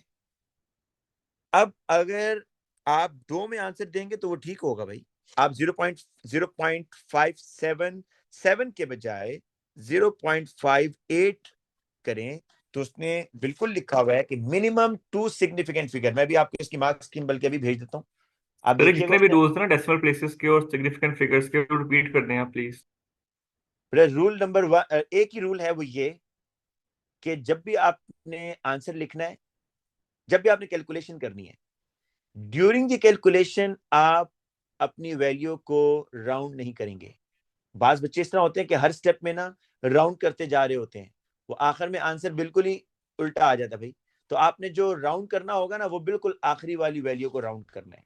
ड्यूरिंग द कैलकुलेशन किसी वैल्यू को राउंड नहीं करोगे, सबसे सबसे आखिरी वाली वैल्यू को राउंड करना है। दूसरी बात, कितने सिग्निफिकेंट फिगर में आंसर देना है, आपने ये देखना होगा कि एग्जामिनर मिनिमम कितने सिग्निफिकेंट फिगर यूज कर रहा है अपने क्वेश्चन के अंदर। तो आप बेटा देखो, इस क्वेश्चन में जो भी हम कर रहे हैं, इस कितने सिग्निफिकेंट फिगर यूज किए ये बताओ। हाँ जी बच्चों, और फिर दो 3 किए हैं। किए। 2 किए हैं और मैक्सिमम कितने किए हैं? 3। 3। तो आप मैक्सिमम में आंसर ना दो, हालांकि उसने खुद मैक्सिमम में लिखा हुआ है। उसने आंसर मार्क्स की मैंने आपको सेंड किया है एक ग्रुप में, दूसरे ग्रुप में सेंड कर रहा हूं। उसने खुद 0.577 लिखा हुआ है, लेकिन साथ में लिखा हुआ है कि बच्चा जो आंसर देगा मिनिमम 2 सिग्निफिकेंट फिगर्स, ये उसने अलाउ किया हुआ है कि 2 सिग्निफिकेंट फिगर इसलिए अलाउ किया हुआ है क्योंकि वो एक वैल्यू खुद 2 सिग्निफिकेंट फिगर में ले रहा है, इसलिए उसने अलाउ भी किया हुआ है बेटा। अच्छा नेक्स्ट देखें। फिर एक सवाल है। हम सेफ साइड रहने के लिए बस 3 में ही देते जाएं पूरे पेपर में, तो नहीं नहीं 3 में नहीं, जो उसने मिनिमम यूज किया उसमें देनी है आपने, ठीक 2 है में सर। आप देने सर ये जाएंगे 3 में। एग्जामिनर ने क्वेश्चन पेपर के इंस्ट्रक्शन में और ना ही क्वेश्चन के ऊपर मेंशन नहीं करता कि आपने इतने एसएफ में देना है या डेसिमल प्लेसेस में देना है। वो तो अगर बेटा हम छोटी ना को क्लासेस फॉलो में करें करता है, तो जो छोटी क्लासेस में करता है, जब आप ओ लेवल्स कर रहे हो वहां बता रहा होता है। यहाँ तो आपको वो कहेगा, आप खुद देखो ना भाई। आप जब प्रैक्टिकल करते हो, मुझे ये हैरानगी है कि फिजिक्स में तो भाई ये बहुत ज्यादा काउंट होता है, वहां क्या रूल लगाते हो आप फिजिक्स के अंदर? हाँ सर बेटा, बस जितने दिए सर होते हैं वही सर जो उतने ही एग्जामिनर लिख ने दिए लेते हैं। होते हैं। क्या नहीं नहीं क्या करते हैं फिजिक्स में, जरा दोबारा बताएं। सर जितने ही दिए होते हैं क्वेश्चन में उतने ही लिख लेते हैं आंसर। नहीं, जितने क्या दिए होते हैं, उसने 5-6 वैल्यूज ली हुई है, किसी में 2 हैं, किसी में 3 सिग्निफिकेंट फिगर हैं, किसी में 5 हैं, फिर क्या करोगे? सर फिर 2-3 ही करते हैं। नहीं 2-3 नहीं भाई, इस तरह नहीं करना। जो मिनिमम नंबर उसने यूज किया होगा ना, मिनिमम सिग्निफिकेंट सर नंबर सबसे आपने कम वाला यूज करते हैं। हाँ जी सबसे कम वाला यूज करते हैं, बस ये उसमें करना है, और क्या करना है। सर इसका नेक्स्ट पार्ट करवा दें, ई पार्ट। बेटा मेरी भी नेक्स्ट क्लास है, एक मिनट में देख रहा हूँ कि कितने भी रहते हैं इसमें, तो ये तो बहुत ज्यादा रहता है भाई, इतने लंबे लंबे टेस्ट बन सर रहे हैं ना आप ये ये। प्लीज सॉल्व करवा देगा, आगे वाले क्वेश्चन थोड़े ट्रिकी हैं। ये वाला हो गया था या ये भी नहीं हुआ था, ये जो भी सामने है आपके? नहीं सर ये नहीं। चलें इस तरह करते हैं ना बेटा, आप लोग को मैंने मार्क्स कल हम आगे नहीं पढ़ेंगे भाई, ठीक है? अभी इनऑर्गेनिक केमिस्ट्री पे थोड़ी ब्रेक लगा देते हैं ना, कल इसी को डिस्कस कर लेंगे आगे, ठीक हो गया? ठीक है सर। ठीक है सर। लेकिन लेकिन लेकिन आप लोग भाई अपने मार्क्स पहले खुद लगा लें, ताकि कल थोड़ा जी सा सर वो फास्ट लगा जाएंगे लेंगे। ना। हाँ आप जरा खुद चेक कर लें। ये इक्वेशन आगे delta G is equal to minus n F E naught of cell, ये वाली जो है, इसमें देखो बड़ी सिंपल सी है, सिर्फ आपने H2O2 की बेस पर डेल्टा जी निकाल लेना। हाँ तो n यहाँ पर 2 होगा, F रॉडिस कांस्टेंट, और ये जो पॉजिटिव हाफ सेल वगैरह पूछ रहा है, इसमें E नॉट जिसकी पॉजिटिव होती है वो आपका पॉजिटिव टर्मिनल होता है। बताओ इन दोनों में से पॉजिटिव इलेक्ट्रोड कौन सा होगा? Sir H2O2। H2O2 वाला शाबाश। और E नॉट ऑफ सेल निकालना है आपने बस इसका, तो रिडक्शन माइनस ऑक्सीडेशन, ठीक है? तो बस बाकी इंशाल्लाह बेटा यहीं से कल कंटिन्यू कर लेंगे। कहां से? क्वेश्चन नंबर 4 से, है ना? पहले 3 क्वेश्चन अभी तक हुए। चलो ठीक है जी सर। बेटा, ठीक है, अल्लाह हाफिज बच्चों। स्टूडेंट्स, हमने ये था आपका पेपर, थोड़ा सा लेंथी बन गया था, ठीक है? आइंदा जो है ना थोड़ा छोटा पेपर बनाया करूंगा, वरना इसको डिस्कस करना ही बड़ा मुश्किल हो जाता है भाई, हमारी 2-2 क्लासेस इसी में ज़ाया हो जाती हैं। तो इसमें हमने पहला क्वेश्चन डिस्कस कर लिया था, सेकंड क्वेश्चन बहुत मजे का था जिसमें आपको डिस्प्रोपोर्शनेशन रिएक्शन की बात हो रही थी, ठीक है? वो भी डिस्कस हो गया था। और नेक्स्ट उसमें थोड़ी सी कैलकुलेशन थी जिसमें नर्न्स्ट इक्वेशन आपने यूज की थी। क्वेश्चन नंबर 4 से बेटा स्टार्ट करना है। क्वेश्चन नंबर 4 ये कह रहा है the E naught values for 2 electrode reactions are given. अच्छा एक देखो, एक हाफ सेल जो है ना उसमें hydrogen peroxide 2H plus 2 electrons और वाटर। अब देखो इस तरह की जो इक्वेशंस होती है ना, वैसे आप थोड़ा सा सोचा करो, जो इस तरह की इक्वेशन, इसमें कोई सॉलिड चीज तो है नहीं भाई, तो ये इलेक्ट्रॉन गेन और लूज कहां पर होंगे? प्लेटिनम इलेक्ट्रोड होगा यहाँ पर। क्या होगा बच्चों? प्लेटिनम इलेक्ट्रोड, ठीक है। और इसकी ई नॉट वैल्यू बता रहा है प्लस 1.77। आपको पता है अगर ई नॉट वैल्यू मोर पॉजिटिव होती है वो इलेक्ट्रॉन गेन करता है, वो अच्छा ऑक्सीडाइजिंग एजेंट होता है। और दूसरा आप देखो chromium 3 plus electron it gives chromium 2। यहां पर भी आप देखो दोनों मेटल आइंस की फॉर्म में है, तो लिहाजा loss of electron gain of electron के लिए यहां पर भी प्लेटिनम इलेक्ट्रोड होगा, ठीक है। अब बेटा यहां पर जो ई नॉट वैल्यू है उसकी माइनस में दी हुई है। अगर ई नॉट वैल्यू माइनस में होती है ना तो वो इलेक्ट्रॉन लूज करता है। अगर मैं इन वैल्यूज की बेस पर एरो ड्रॉ करूं तो H2O2 गेन्स द इलेक्ट्रॉन, और जो नेगेटिव वैल्यू होती है इसका मतलब ये होता है कि वो इलेक्ट्रॉन लूज करेगा, मतलब position of equilibrium left side पे शिफ्ट होगा, मतलब वो अच्छा रेड्यूसिंग एजेंट है। ये भी अब वर्ड याद करना शुरू कर दो भाई, कि negative mean good reducing agent, electron readily lose कर रहा है। जितनी पॉजिटिव वैल्यू होगी इसका मतलब है गुड ऑक्सीडाइजिंग एजेंट, ये उतना अच्छा ऑक्सीडाइजिंग एजेंट है, इलेक्ट्रॉन गेन करता है। अच्छा बच्चों, अब आपको ये पता है कि इलेक्ट्रॉन कौन लूज कर रहा है? क्रोमियम, ठीक है, ये ज्यादा रिएक्टिव है, this is the negative terminal ना। और कौन इलेक्ट्रॉन गेन कर रहा है? Hydrogen peroxide, this is the positive terminal. और आपको ये भी पता होगा H2O2 एक ऑक्सीडाइजिंग एजेंट है, जिसका KMnO4 है, तो इसकी नेचर ही इलेक्ट्रॉन गेन करना। अच्छा बेटा, अब कह रहे हैं an electrochemical cell, an electrochemical cell is constructed with the following half cells: an acidified H2O2, a platinum wire, or chromium 2 mixed with chromium 3, a platinum wire. Identify the positive half cell। बड़ी आसान सी आपको निशानी बताई है भाई। Positive terminal वो होगा जिसकी ई नॉट वैल्यू पॉजिटिव में होगी, नेगेटिव टर्मिनल वो होगा जिसकी ई नॉट वैल्यू नेगेटिव में होगी, ठीक है। तो यहां पर जो नेगेटिव टर्मिनल है वो क्रोमियम है, chromium is losing the electron ना, और जो इलेक्ट्रॉन गेन करेगा वो पॉजिटिव। तो आपका यहां पर जो पॉजिटिव हाफ सेल है वो H2O2 वाला है बेटा। H2O2 जो एसिडिफाइड H प्लस, ये आपका क्या है? पॉजिटिव टर्मिनल है। इसका ई नॉट ऑफ सेल निकालना है बेटा। देखो यहां हो रही है रिडक्शन, नीचे आपकी हो रही है बेटा ऑक्सीडेशन, ठीक है। तो ई नॉट ऑफ सेल कैसे निकालोगे? E naught of cell is equal to E naught of reduction 1.77 minus E naught of oxidation minus 0.41। बड़े ये सारे क्वेश्चन ना अभी लेटेस्ट है, क्योंकि पुराने क्वेश्चन नहीं है, ठीक है, इसलिए इसको आपने लाजमी करना है। 1.77 प्लस 0.41, ये आ रहा है बेटा आपके पास आंसर जो है इसका 2.18। अच्छा, अभी कुछ ऐसे बच्चे हैं जिन्होंने गिब्स फ्री एनर्जी नहीं पढ़ा हुआ मेरे से, ठीक है। तो उन बच्चों के लिए बेटा आप या तो इस 2 नंबर के स्टेप को फिलहाल स्किप कर दो, वरना अगर देख भी लोगे तो कोई मसला नहीं है, समझ आ जाएगी। ये एक फॉर्मूला है बेटा, delta G is equal to minus n F E naught of cell. ये फॉर्मूला याद कर लो बस। Delta G Gibbs free energy है, गिब्स फ्री एनर्जी जिसकी यूनिट होती है किलो जूल्स पर मोल। इसका फॉर्मूला है माइनस एन एफ। अच्छा, गिब्स फ्री एनर्जी का रिलेशन है ई नॉट ऑफ सेल के साथ ना, तो delta G is equal to minus n F E naught of cell. अच्छा, यहां पर बच्चों वो कह रहा है कि calculate the value of delta G naught for the cell reaction that occurs per mole of H2O2, ठीक है, पर मोल ऑफ H2O2 के लिए।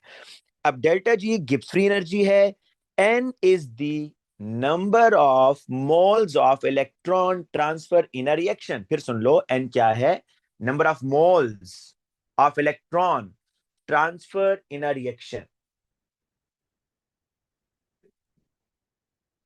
जी बेटा, मैंने बता दिया है कि बाज बच्चों ने ये डेल्टा जी नहीं किया हुआ, उनका रहता है, ठीक है, क्योंकि जिन बच्चों ने एंट्रोपी नहीं पढ़ा हुआ उनका डेल्टा जी रहता है, ठीक है। और एंट्रोपी वाले बच्चे अगर नहीं भी पढ़ा हुआ ना, अभी सीख लोगे तो समझ आ जाएगा भाई, अभी सीख लोगे तो समझ आ जाएगा। वहां भी मैं इतना ही डिटेल बताता हूँ जितनी अभी बता रहा हूँ। एन क्या है बच्चों? Number of moles of electron. F क्या है बेटा? Faraday's constant. और ई नॉट ऑफ सेल आपको पता है अभी आपने निकाला है ऊपर, ठीक है। तो n is the number of moles of electron, बस एक चीज याद रखनी है। तो वैल्यूज पुट कर दो बेटा, delta G is equal to minus फार्मूले का n। अब देखो इसमें ये H2O2 की बात कर रहे हैं ना, इसमें number of moles of electron कितने हैं? 2 हैं भाई। 2 टाइम्स F Faraday's constant है 96,500 coulombs, E naught of cell, ठीक है, E नॉट ऑफ सेल क्या रहा आपके पास? 2.18।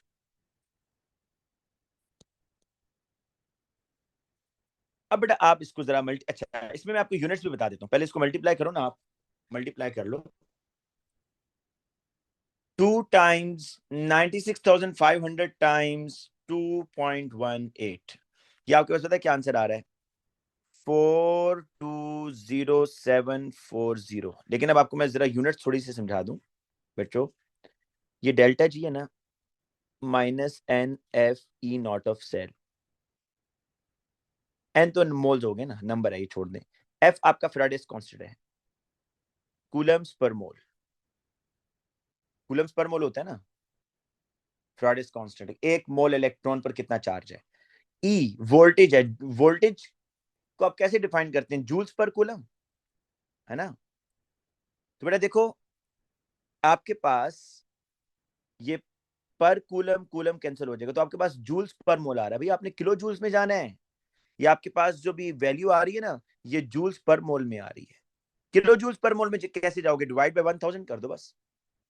जब आप बेटा इसको डिवाइडेड बाय 1000 करोगे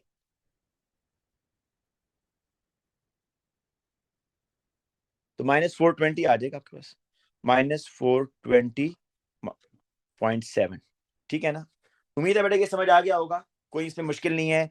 delta G is the Gibbs free energy minus n F E naught of cell, n क्या होगा? Number of moles of electron transferred in the reaction, जो उसने स्पेसिफाई किया H2O2 की बात कर रहा है, F फैराडेस कांस्टेंट है, और E naught of cell, cell का जो वोल्टेज है वो आपने यहां पुट करना है।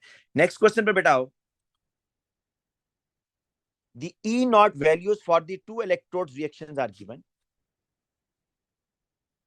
देखो H2O2 2H plus electron gain करके ये, और कोबाल्ट 3 प्लस इलेक्ट्रॉन गेन कर रहा है, और कोबाल्ट 2 प्लस ये इसका रिडक्शन पोटेंशियल है या electrode potential. An electrochemical cell is constructed with the following half cell. Half cell 1 में कह रहा है कि acidified solution of H2O2 under standard condition platinum wire, ठीक है, ये इसकी बात कर रहा है प्लेटिनम वायर के साथ।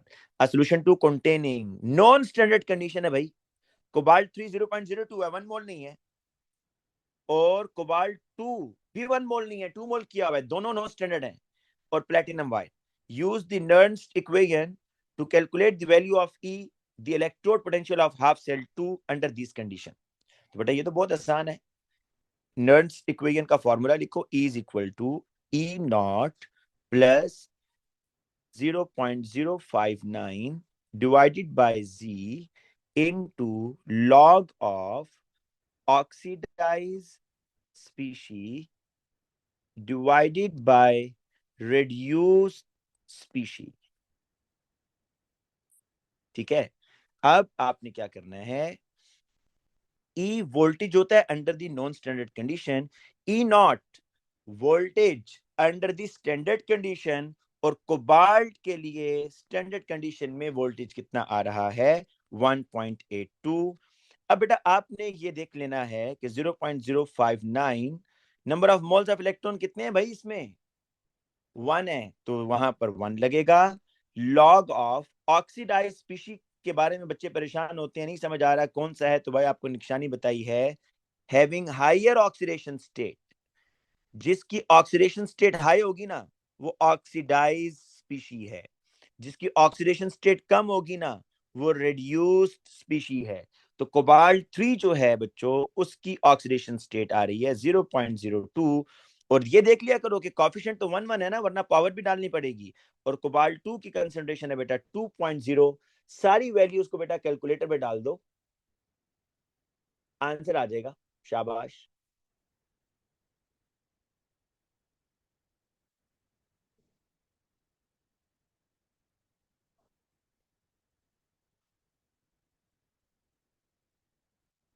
One 1.702 1.702 volts. ठीक है बच्चों, अब देखना बड़ा इंटरेस्टिंग आगे पूछेगा। अब कह रहा है कि आ जाइए आगे 1.702 वोल्ट्स। अब कह रहा है कि write an equation for the cell reaction that occur under this condition. बेटा नॉन स्टैंडर्ड कंडीशन पर कह रहा है इक्वेशन लिख के दिखाओ, नॉन स्टैंडर्ड कंडीशन पर इक्वेशन। तो अब देखना है क्या होगा। बेटा अगर तो स्टैंडर्ड कंडीशन को हम फॉलो करते ना, अब गौर से देखने की बात है, अगर तो आप स्टैंडर्ड कंडीशन को फॉलो करते तो देखो मोर पॉजिटिव कौन है, कोबाल्ट 3 इलेक्ट्रॉन गेन करता और वाटर को इलेक्ट्रॉन लूज करने थे। अंडर दी स्टैंडर्ड कंडीशन जो मोर पॉजिटिव है वो गेन करेगा 1.8, ये गेन कर रहा है। 1.77 लेस पॉजिटिव है, ये लूज करेगा। लेकिन अब बच्चों सारी गेम उलट हो गई है यहाँ पर। क्यों? जब नॉन स्टैंडर्ड कंडीशन उसने लिया तो भाई ये वोल्टेज 1.82 नहीं रहा, ये under the non standard condition कितना हो गया 1.702। अब बताओ बच्चों कि अब मोर पॉजिटिव कौन है और लेस पॉजिटिव कौन है। लेस पॉजिटिव को आप कहेंगे नेगेटिव, तो नेगेटिव यहां पर ये वाला है भाई। तो अब उलट हो गया ना, कोबाल्ट 2 इलेक्ट्रॉन लूज करेगा और H2O2 इलेक्ट्रॉन गेन करेगा। देखो कंसंट्रेशन के चेंज करने से रिएक्शन ही फ्लिप हो गया है सारा, है ना। कंसंट्रेशन को चेंज करने से सारा रिएक्शन ही फ्लिप हो गया ना, कि अब ये 1.702 दिस इज मोर नेगेटिव, ये मोर नेगेटिव है, ये less positive as compare to this. तो इसलिए जो मोर नेगेटिव है वो इलेक्ट्रॉन लूज करेगा, वो अच्छा रिड्यूसिंग एजेंट है। जो पॉजिटिव है इलेक्ट्रॉन गेन। अब बेटा आपने इसको इक्वेशन बनाकर लिखना है, तो जहां रिडक्शन हो रही है वो तो सीधी इक्वेशन है बेटा, इस कोबाल्ट वाली इक्वेशन को फ्लिप करना होगा। मैं जरा इसको बेटा थोड़ा सा अभी 1 मिनट, हाँ अच्छा एक इक्वेशन तो ठीक है भाई, H2O2 plus 2H plus 2 electrons it gives water. बेटा ये इक्वेशन जरा फ्लिप कर लो और इसको 2 से मल्टीप्लाई भी कर दो, क्योंकि 2 इलेक्ट्रॉन्स है ना। Cobalt 2 plus it gives cobalt 3 plus 2 electrons. अब बेटा इलेक्ट्रॉन्स इलेक्ट्रॉन्स जब कैंसिल आउट हो जाएंगे, अब मैं इसको बस यहीं लिख रहा हूं बेटा, इलेक्ट्रॉन्स को इलेक्ट्रॉन से कैंसिल कर दो और जो चीजें बची हैं H2O2 2 moles of cobalt 2 plus 2H plus, it gives H2O 2 moles of cobalt 3 plus, बस ये बेटा आपकी इक्वेशन है। H2O2 2H plus 2CO2 plus 2H2O, और ये एक मिनट, हाँ ये 2H2 है ना भाई ये। अच्छा बेटा आज नेक्स्ट क्वेश्चन पर, ये भी थोड़ा सा टेढ़ा सा क्वेश्चन है जो भी हम करने जा रहे हैं। ये पहले वैल्यूज देख लो, उसने दी हुई है। Some electrode potentials are shown in the table 3.1। अच्छा देखो, पहले तो वो कह रहा है कि complete the diagram to show a standard hydrogen electrode, label your diagram, identify all substance, you do not need to state standard condition. इस तरह के क्वेश्चन होते हैं कि आपके ऊपर जब मार्क्स कट रहे होते हैं तो वो कहता है कि भाई कुछ आसान क्वेश्चन भी देता है कि जरा आप इससे मार्क्स ले लें इन क्वेश्चन से। जी एमएल बट आप वहीं अगर क्वेश्चन लिख लें बेटा, मैं देख रहा हूँ आपके मैसेज। मैं अभी थोड़ी देर में अनम्यूट करता हूँ, क्योंकि मुझे पता है मैंने अनम्यूट किया तो मेरा टॉपिक रह जाएगा भाई। मैं चाह रहा हूँ पहले मैक्सिमम क्वेश्चन आगे निकाल दूं, फिर मैं आप लोगों को अनम्यूट करूंगा। अभी मैंने अनम्यूट किया ना तो मेरे जो है ना ये पेपर रह जाएगा। थोड़ी देर में भी कर देता हूँ, वरना क्वेश्चन टाइप कर दो, मैं देख रहा हूँ। अच्छा बेटा, complete the diagram to show a standard hydrogen electrode, ये मेरा नहीं ख्याल कोई मुश्किल चीज है भाई, बना बना के थक गए।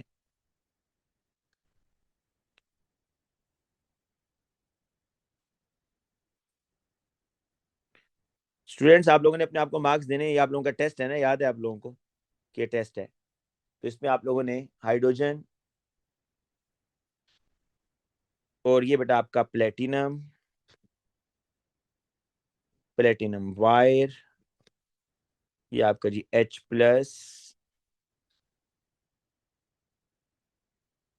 अच्छा नेक्स्ट क्वेश्चन देखें बच्चों, कह रहे कि an electrochemical cell is set up using iron 3 iron 2 electrode and a standard hydrogen electrode। Identify the positive electrode in the electrochemical cell and the direction of electron flow in the external circuit. Positive electrode कौन सा होगा? Iron 3 iron 2 है ना, तो यहीं पर जल्दी से कर लेते हैं। ये लो, ये वोल्ट मीटर लगाया, ये आपका प्लेटिनम आ गया,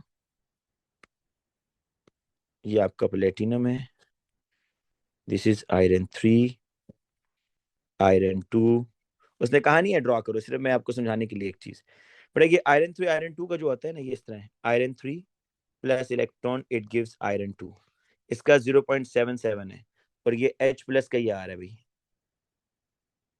0.00। तो मैंने आपको कहा जो पॉजिटिव वैल्यू होती है ना, वो पॉजिटिव टर्मिनल होता है। ये पॉजिटिव टर्मिनल है, ये नेगेटिव टर्मिनल है, तो इलेक्ट्रॉन यहां से यहां जाएंगे, hydrogen will lose the electron. तो इसमें जो पॉजिटिव टर्मिनल है वो आयरन का है बेटा, iron is the positive terminal, ठीक है। और इलेक्ट्रॉन का फ्लो कहां से कहां होगा? हाइड्रोजन इलेक्ट्रोड से किधर? आयरन इलेक्ट्रोड की तरफ, ठीक है ना। अच्छा नेक्स्ट क्वेश्चन देखें, ये क्वेश्चन मजे का बेटा। the vanadium containing species in the electrode reaction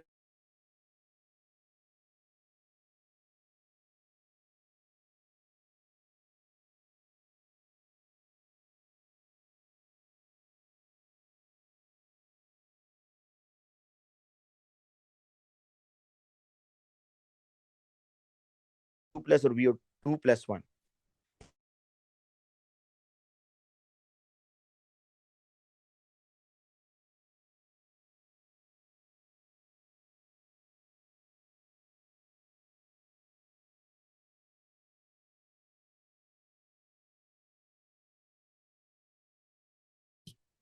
फर्क समझ आया ना।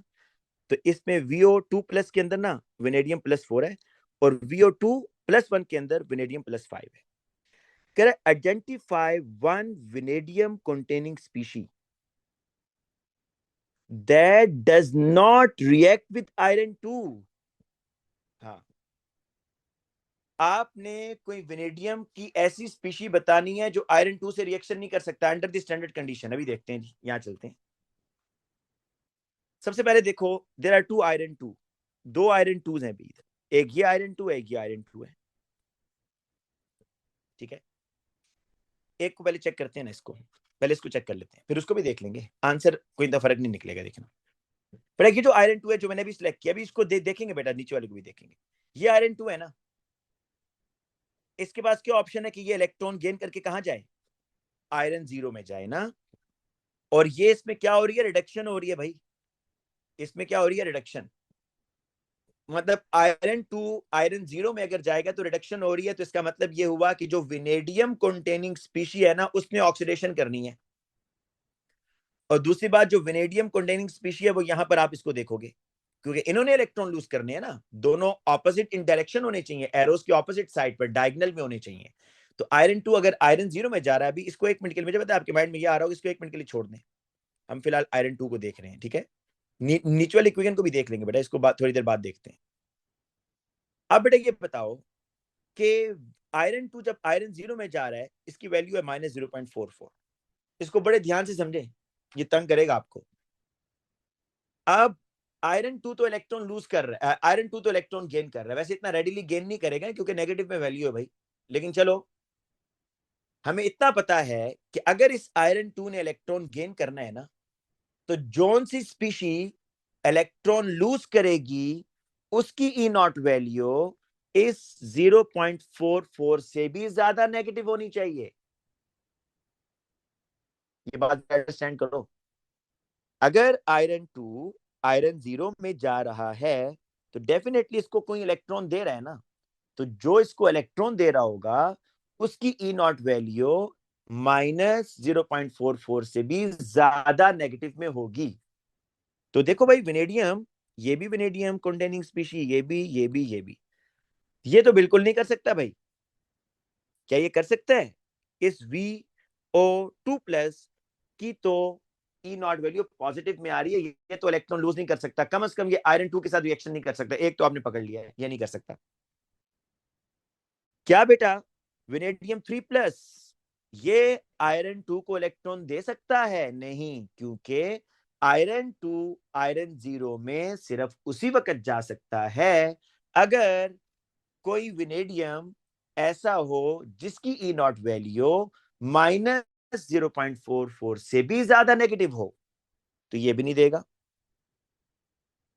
क्या ये दे सकता है -0.26? मतलब विनेडियम 2, क्या विनेडियम 2 इलेक्ट्रॉन लूज करे और आयरन 2 गेन कर ले? नहीं, ये भी पॉसिबल नहीं है, क्योंकि बच्चों विनेडियम 2 प्लस जो है इसकी भी ई नॉट वैल्यू लेस नेगेटिव है भाई, मोर नेगेटिव होनी चाहिए ना अगर इसने आयरन 2 को इलेक्ट्रॉन देने। अच्छा, और ऊपर आओ, विनेडियम, यस, ये विनेडियम बेटा दे सकता है ना, it's value is more negative. तो आपने ये तो नहीं बताना ना कि कौन दे सकता है, आपने बताना है कौन रिएक्शन नहीं कर सकता। कौन रिएक्शन नहीं कर सकता? कौन से 3 विनेडियम के स्पीशीज हैं जो आयरन 2 को इलेक्ट्रॉन नहीं दे सकते? तो वो आपने लिखने। तो बेटा मैं देखो कैसे लिखूंगा, यहां पर वो कह रहे हैं आइडेंटिफाई 1 विनेडियम। अच्छा, एक एक बताना है आपने, आपने तो 3 आइडेंटिफाई कर लिए भाई, कोई एक बताना है। आप विनेडियम 2 प्लस लिख सकते हो, आप विनेडियम 3 प्लस लिख सकते हो, और आप बेटा VO2 प्लस लिख सकते हो। और रीजन क्या बताओगे बेटा? इसकी रीजन ये बताओगे कि it's E naught value is less negative या more positive than 0.44। It's E naught value is more positive या लेस नेगेटिव देन -0.44 वोल्ट्स। समझ आ गई ना ये बात? अच्छा, अब अगर आप कहते हो नहीं भाई हमने तो दूसरी इक्वेशन सिलेक्ट करनी थी, तो ठीक है वो कर लो भाई, ये लो। अगर आप कहते हैं मैंने इसको करना था, सबको मिटा देते हैं ये ले। बेटा 1 मिनट अजान हो लेने दें, मैं भी बोलूंगा नहीं, अजान हो लेने दें बेटा, 1 मिनट की ब्रेक है।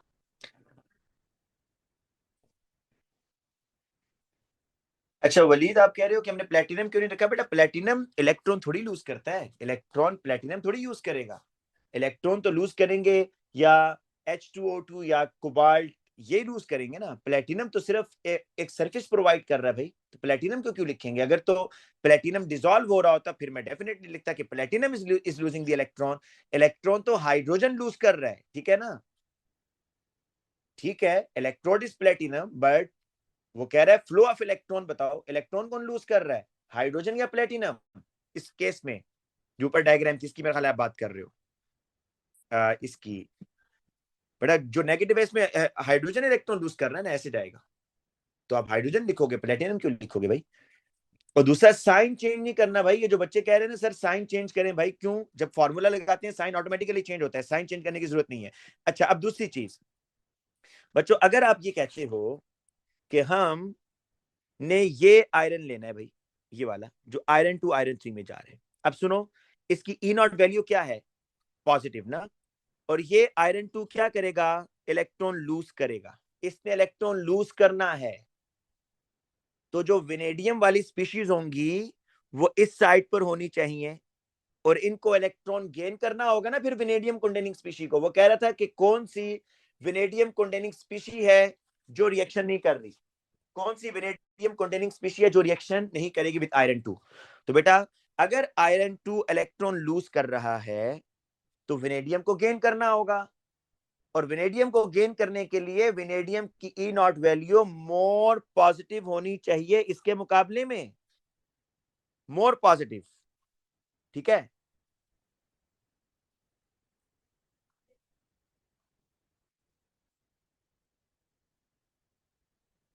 तो बेटा देखो मोर पॉजिटिव वाली कौन सी है? ये तो रिएक्शन करेगा बेटा, देखो ये तो गेन कर लेगा, ये नहीं। लेकिन कौन नहीं करेगा? जरा देखो, ये तो करेगा ना, इसको छोड़ दो। क्या ये VO2 प्लस जो आयरन ने इलेक्ट्रॉन लूज किए उसको गेन कर सकता है? नहीं कर सकता। इसलिए बच्चों क्योंकि इसकी ई नॉट वैल्यू मोर पॉजिटिव नहीं है इस 0.77 के मुकाबले में, ये भी गेन नहीं कर सकता बच्चों, इसकी भी नहीं है मोर पॉजिटिव वैल्यू, क्योंकि गेन करने के लिए मोर पॉजिटिव होनी चाहिए, ये भी नहीं है। तो देखो वही 3 सिलेक्ट हुए ना जो मैंने पहले किए थे, VO2 plus V3 plus V2 plus, तो यही आपका वही आंसर होगा, ठीक है ना।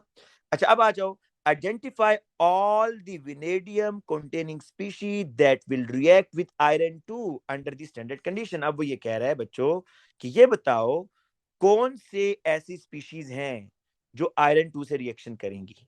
दोबारा इसी के साथ चलें, पहले ये ले बड़ा, आयरन 2 ने इलेक्ट्रॉन गेन करना है ना, आयरन 2 ने इलेक्ट्रॉन गेन करना है, तो जाहिर बात है इसकी नॉट वैल्यू नेगेटिव में, ये इतना रेडीली इलेक्ट्रॉन गेन नहीं करेगा। लेकिन अगर आयरन 2 इलेक्ट्रॉन गेन कर रहा है ना, तो विनेडियम, अब वो कह रहा है वो स्पीशीज बताओ जो इलेक्ट्रॉन लूज कर सकता है।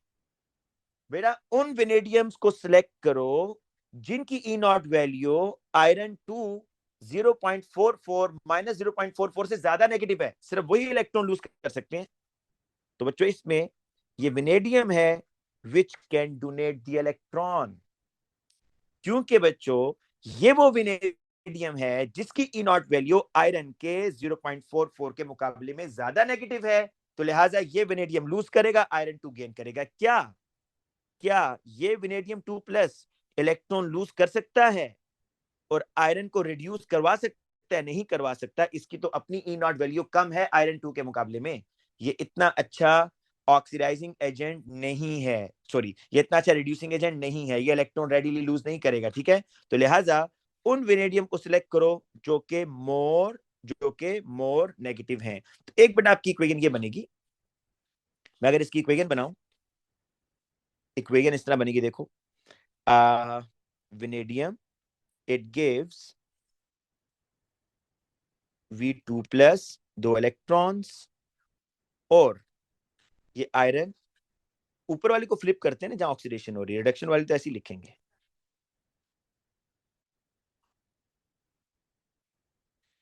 विनेडियम आयरन 2 प्लस V2 प्लस और iron.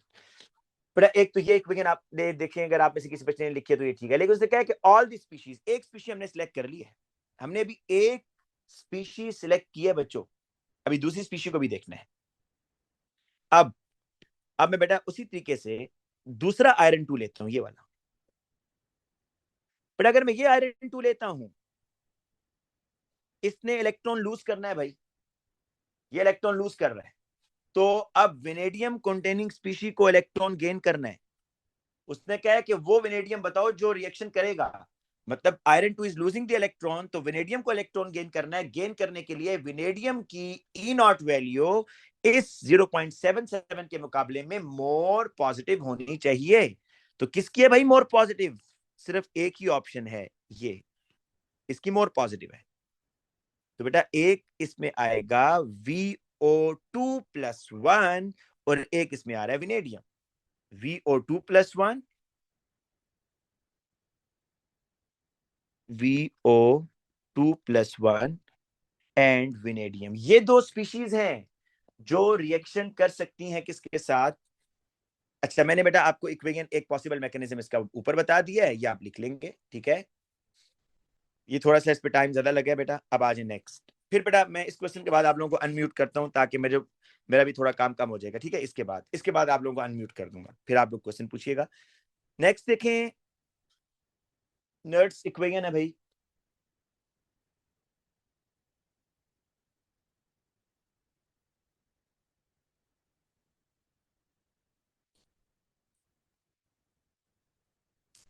another electrochemical cell is set up using iron 3 iron 2 electrode and alkaline, मतलब OH भी होगा, ठीक है ना, ClO minus 1 Cl minus electrode. The concentration of iron 3 is 1000 times greater than the concentration of iron 2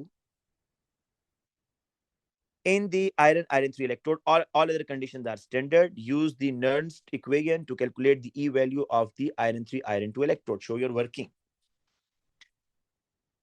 अच्छा बेटा अब देखो, आपने यहां पर सिर्फ इलेक्ट्रोड का ई सेल नहीं निकालना। देखो दो चीजें होती हैं, सम टाइम वो कहता है कि under the non standard condition E cell निकालो, सम टाइम वो कहता है under the non standard condition सिर्फ इस इलेक्ट्रोड का ई निकालो, वोल्टेज निकालो। तो वो इलेक्ट्रोड का पूछ रहा है, तो formula E is equal to E0 plus 0.059 divided by Z into log of oxidized species over reduced species. अच्छा बच्चों, इसमें E is equal to E not, iron 3 iron 2 का पूछ रहा है, इसकी स्टैंडर्ड कंडीशन पर पता है ना कितनी होती है? 0.77, ठीक है ना? ये यहाँ से आई है, कोई बच्चे बाद में कंफ्यूज ना हो कि 0.7 कहाँ से आ गया। ये आयरन 3 आयरन 2 का इलेक्ट्रोड पोटेंशियल है, और 0.059 बटा जी कितना होगा इसमें? Number of electrons iron 3 iron 2 में कितने ट्रांसफर होते हैं भाई? एक। नंबर ऑफ इलेक्ट्रॉन जो ट्रांसफर होते हैं 1 होते हैं इसमें।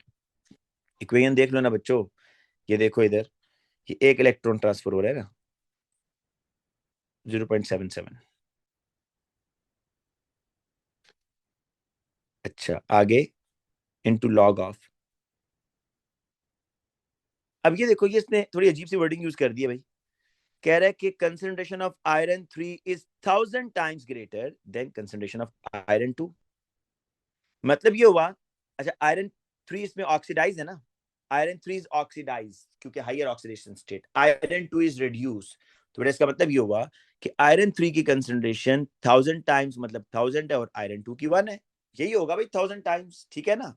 1000 टाइम्स आयरन 3 लिख दिया और आयरन 2 का 1। बेटा इस सारे को जरा कैलकुलेटर पे डाल के आंसर निकाल लो, बस आंसर आ जाएगा। इस सारे को बेटा कैलकुलेटर पे डालकर आंसर निकाल लो, आपका आंसर आएगा 0.947। ठीक है बेटा, ये आपका आंसर है। Write an equation for the reaction that occur in the cell under this condition. अच्छा, इस कंडीशन पे बेटा आपने लिखना है। अब इस कंडीशन पर 0.947 जो आपका आया ना, ये कह रहा है कि इस कंडीशन पर under the non standard condition आपने इक्वेशन लिखनी है। और अब याद रखना कि ये जो बेटा आपने ई वैल्यू निकाली है ना आयरन 3 आयरन 2 की, वो 0.77 नहीं रही, कितनी होगी है भाई? 0.947 होगी है। तो अब हम इस तरह करते हैं बच्चों, ये इसको काटते हैं 0.947 under the non standard condition ना। और दूसरा बेटा देखो, ये नहीं लिया हुआ इसने ClO माइनस Cl और अल्कलाइन, ये लिया हुआ है ना।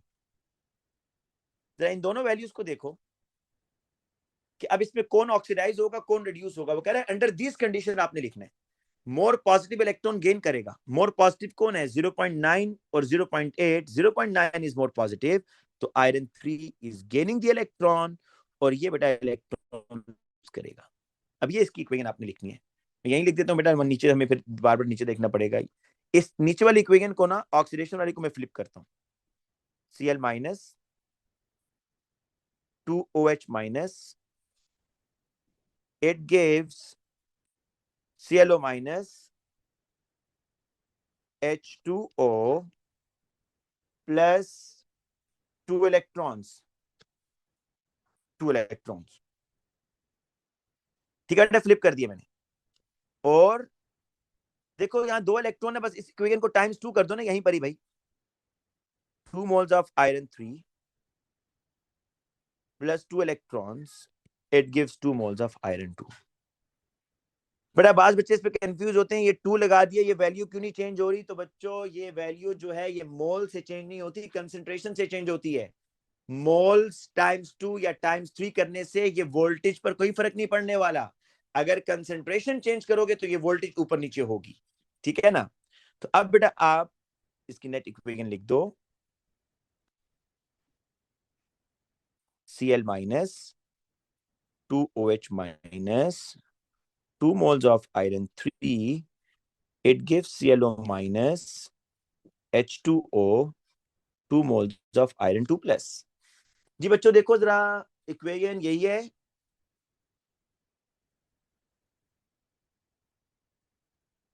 जी बेटा बिल्कुल यही है, ठीक है। ये आपका आंसर आ गया। अब बेटा एक और काम करो ना, जरा जल्दी से मुझे 1 मिनट की ब्रेक दो और ये जरा खुद।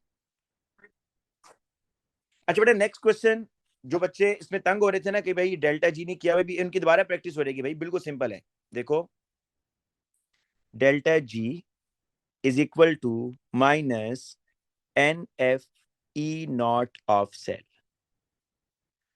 वो कह रहे हैं कि another electrochemical cell is set up iron 2 और iron 0। अब जरा देखें, आंखें थोड़ी सी आपने खोलनी है भाई, क्योंकि वो iron 3 iron 2 चल रहा है ना, तो बच्चे बस उसी के पीछे लगे होंगे। और भाई इस दफा चेंज कर दिया, iron 2 और iron 0 और ClO Cl अल्कलाइन। इसमें वो कह रहा है calculate the value of delta G। तो आपको ये करना होगा बच्चों, पहले तो आपको E नॉट ऑफ सेल निकालना है। iron 2 plus 2 electrons, it gives iron। और जो इसकी दूसरी इक्वेशन है बेटा, वो भी लिखनी पड़ेगी अब हमें। ClO -1 water 2 electron, ClO -1 water और ये 2 इलेक्ट्रॉन्स, Cl -1 और 2 OH। अच्छा बेटा, इसकी ई नॉट है -0.44 और जो लास्ट वाली इक्वेशन है इसकी जो ई नॉट वैल्यू है 0.89। अब बेटा जल्दी से जरा इसकी ई नॉट पहले निकाल लेते, जो मोर पॉजिटिव वो गेन करेगा, जो मोर नेगेटिव है वो लूज करेगा। तो यहाँ ऑक्सीडेशन हो रही है, यहाँ रिडक्शन हो रही है। तो आप ई नॉट ऑफ सेल बेट पहले निकाल लो। E naught of cell is equal to E naught of reduction किधर हो रही है 0.89 और ये रिडक्शन हो रही है, ऑक्सीडेशन किधर हो रही है बेटा -0.44। दोनों वैल्यूज बेसिकली ऐड हो जाएंगी भाई, इस दफा दोनों वैल्यूज ऐड होंगी।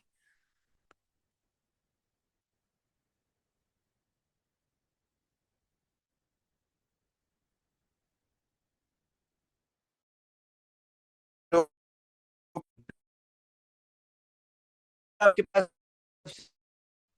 ई नॉट ऑफ सेल आ गया है 1.33। अब आप पता क्या करो, इस फॉर्मूला ये लगा दो बेटा, delta G is equal to -NF E naught of cell. Delta G is equal to minus फॉर्मूले का है N is the number of moles of electron. भाई नजर आ रहा है, दो हैं, दो इलेक्ट्रॉन ट्रांसफर हो रहे हैं। तो 296,500 और 1.33। तो आपके पास माइनस में आंसर आना चाहिए भाई, क्योंकि माइनस साथ में इसमें लगा हुआ है। और आखिर में आपको बताया था ना, वो जूल्स पर मोल में आता है, तो किलो जूल्स पे खुद कर लोगे। तो -257 kilo joules per mole. This is the answer बच्चों। नेक्स्ट क्वेश्चन पर आ जाओ बेटा। इस क्वेश्चन के बाद फिर आप लोगों को अनम्यूट करता हूं, फिर आप क्वेश्चन पूछ लीजिएगा, ठीक है।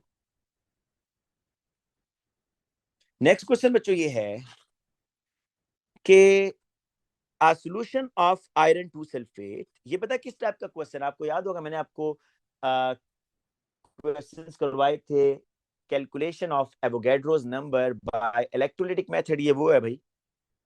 तो a solution of iron 2 sulfate is electrolyzed with iron electrode under the conditions used, no gas is evolved at cathode। देखो कह रहा है कि कोई गैस नहीं बन रही, ठीक है, आयरन 2 सल्फेट की इलेक्ट्रोलिसिस हुई है और इतना करंट आपने दिया है 0.640 एम्पेयर, इतने मिनट्स के लिए दिया है। मैस ऑफ कैथोड इंक्रीजेस, इसका मतलब ये हुआ कि भाई कैथोड पर ये रिएक्शन हो रहा है, मतलब एनोड पर तो आयरन डिसॉल्व ही होगा ना, आयरन डिसॉल्व होगा। और वैसे तो कैथोड पर गैस भी बन सकती थी, लेकिन उसने खुद यहां पर मना कर दिया भाई कि नो गैस इज इवॉल्व, ठीक है। तो इसका मतलब है यही आयरन 2 डिपॉजिट भी हो रहा है कैथोड पर।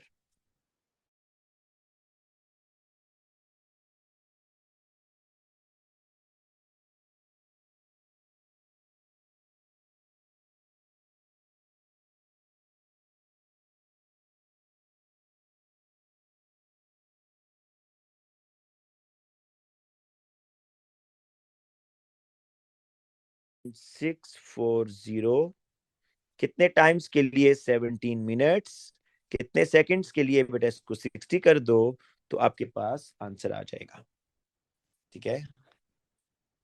0.640 टाइम्स 17 टाइम्स 60। चार्ज जो है ना आपने दिया 652.8 कूलम्स। बेटा इतना चार्ज आपने दिया सुनो जरा गौर से मैं क्या कह रहा हूं। इतना चार्ज आपने दिया और कितना मैस डिपॉजिट हुआ? 0.185, है ना? कितना मैस डिपॉजिट हुआ? 0.185। इतना मैस डिपॉजिट हुआ है। मोल्स में भी जा सकते हो, मर्जी है आपकी। मोल्स में जाओगे एक्स्ट्रा भी बढ़ेगा, जरूरत नहीं है। तो इतना आपको रेशियो पता चल गया भाई कि 652.8 कूलम्स चार्ज अगर आप देंगे तो 0.185 ग्राम आयरन डिपॉजिट होगा ऑन कैथोड, है ना? अब बेटा इसी इक्वेशन से हेल्प लो ना, कि अगर देखो इतने ग्राम आयरन डिपॉजिट करवाने के लिए ना, इतने ग्राम आयरन डिपॉजिट कराने के लिए इतना कूलम चार्ज आपने दिया है। बेसिकली आपको करना क्या है भाई? आपको तो एवोगैड्रोस कांस्टेंट फाइंड आउट करना है इसमें, एल, ठीक है, विद हेल्प ऑफ एक्सपेरिमेंट। अभी कर लेते हैं। अब मुझे ये बताओ, इस इक्वेशन को देखो गौर से भाई। 1 मोल आयरन को डिपॉजिट करवाने के लिए कितना चार्ज होगा, ये आप यहां पर जरा कैलकुलेट करो। 1 मोल आयरन, भाई 1 मोल आयरन का मैस कितना होता है? 1 मोल आयरन का मैस होता है 55.8 ग्राम्स। तो इतने ग्राम्स आयरन को डिपॉजिट करवाने के लिए कितना चार्ज? एक्स जो होगा ना बच्चों, ये चार्ज है। जरा यहां एक दफा देख लो इक्वेशन को। 1 मोल आयरन उस वक्त डिपॉजिट होगा जब 2 मोल्स इलेक्ट्रॉन आप उसको देंगे। 2 मोल इलेक्ट्रॉन्स 1 मोल आयरन को डिपॉजिट करवाएंगे, है ना? 2 मोल्स इलेक्ट्रॉन 1 मोल आयरन को डिपॉजिट करवाएंगे। तो अब बेटा मुझे चार्ज फाइंड आउट करना है ना। तो 55.8 ग्राम्स आयरन को डिपॉजिट करवाने के लिए कितना चार्ज है? एक्स। और आपको पता होना चाहिए, ये जो एक्स निकलेगा ना, ये एक्स जो भी वैल्यू होगी ना, ये इन 2 मोल इलेक्ट्रॉन्स पर चार्ज होगा। जो एक्स होगा ना, ये क्या होगा? 2 मोल्स इलेक्ट्रॉन का चार्ज होगा। क्योंकि देखो ना, 1 मोल आयरन, ये 1 मोल आयरन, 1 मोल आयरन के लिए कितना चार्ज है? एक्स। और 1 मोल आयरन के लिए 2 मोल इलेक्ट्रॉन्स आर नीडेड। तो ये जो भी चार्ज होगा ये 2 मोल इलेक्ट्रॉन्स पर होगा। तो एक्स यहां से निकाल लो। 652.8 times 55.8 divided by 0.185.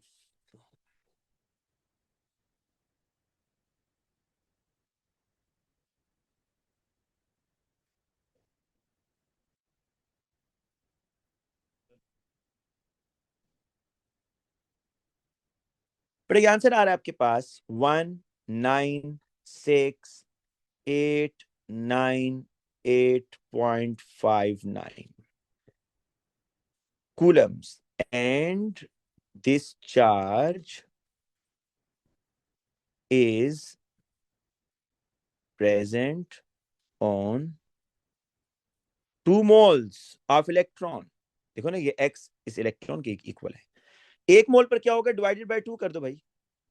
तो charge on 1 mole of electron, बेटा मैं इसी वैल्यू को डिवाइड बाय 2 कर रहा हूं, ठीक है? तो 1 मोल इलेक्ट्रॉन पर चार्ज पता है क्या आया? 98,449, ये आया भाई कूलम्स। अब आपको पता है, मैंने आपको एक फॉर्मूला बताया था, L is equal to F over E. याद है बच्चों? L is equal to F over E. F क्या है? Charge on 1 mole of electron. E क्या है? Charge on a single electron. L क्या है? Avogadro's constant. L is the Avogadro's constant. तो F की वैल्यू पुट करो 98,449 डिवाइडेड बाय E क्या है? Charge on a single electron 1.6 times 10 raise to power -19 Coulomb's. कोई बच्चा इस टाइप के क्वेश्चन में जो फेराडेस कांस्टेंट की वैल्यू है ना 96,500 कूलम, वो पुट नहीं कर सकता भाई। ये एक्सपेरिमेंट है, आपने एक्सपेरिमेंट से हर चीज कैलकुलेट करनी है।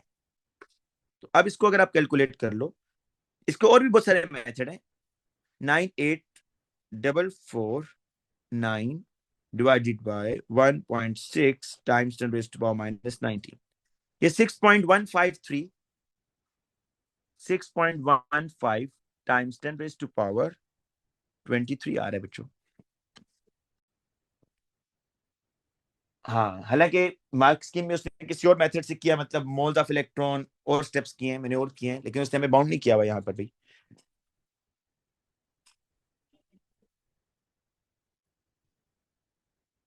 बेटा और पहले कर लूं, फिर आप लोगों को आखिर में ही पूछता हूँ आप लोगों से, पहले ये भी कंप्लीट कर लेते हैं ना, ठीक है। अब नेक्स्ट क्वेश्चन पर आ जाओ बेटा, अब आगे थोड़ा अब इतना मुश्किल नहीं है, जल्दी से हो जाएगा।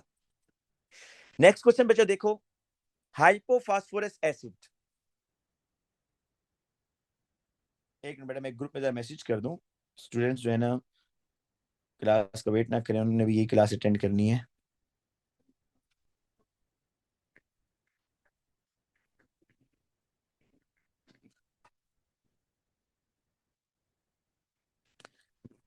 अच्छा बच्चा देखो, ये है hypophosphorous acid is an inorganic acid, the conjugate base of hypophosphorus acid is H2PO2-1, give the formula of hypophosphorus acid। अच्छा आपको पता है ये कॉन्जुगेट बेस और एसिड में क्या क्या रिलेशन होता है भाई, एक प्रोटॉन का डिफरेंस होता है, जैसा कि आपके पास है ना H2SO4, इसका एक प्रोटॉन में रिलीज करवा दूं HSO4-1, ये जो है ना बेटा ये इस तरह है ना, अब इसको मैं कॉन्जुगेट बेस कहूंगा, क्यों? क्योंकि it can accept the proton, H+ के साथ रिएक्शन करके H2SO4 बना देगा ना, और ये एसिड है। तो एसिड और कॉन्जुगेट बेस में बच्चों एक ट्रांसफरेबल प्रोटॉन का डिफरेंस होता है, एसिड और कॉन्जुगेट बेस में एक ट्रांसफरेबल प्रोटॉन का डिफरेंस होगा, और अगर आप कॉन्जुगेट बेस में एक H+ ऐड कर दें तो एसिड बन जाता है। तो वो कह रहा है कि कॉन्जुगेट बेस, जिस तरह HSO4 एक कॉन्जुगेट बेस है ना, इसमें H+ ऐड करो तो एसिड बन जाएगा H2SO4। इस तरह बेटा यहाँ पर H2PO2-1 is the conjugate base, अगर आप इसमें एक H+ ऐड कर दो H3PO2 तो ये आपका एसिड बन गया। ये कहां से क्वेश्चन आया? एएस केमिस्ट्री से आया है, ठीक है। अच्छा अब वो ये कह रहा है H2PO2-1 is a strong reducing agent, it can be used to reduce metal cation without the need for electrolysis। इतना स्ट्रॉन्ग ये बेटा रिड्यूसिंग एजेंट है कि कह रहा है कि विदाउट इलेक्ट्रोलिसिस ये मेटल केटाइन को रिड्यूस कर देता है। मतलब ये देखो ना, माइनस में इसकी नॉट वैल्यू आ रही है, तो it donates the electron very readily, बहुत ही तेजी से इलेक्ट्रॉन लूज करेगा। In an experiment, the alkaline HPO3-2- or H2PO2-1 half cell is constructed with this concentration। H2PO2-1 की ना उसने कंसंट्रेशन क्या कर दिया बच्चों?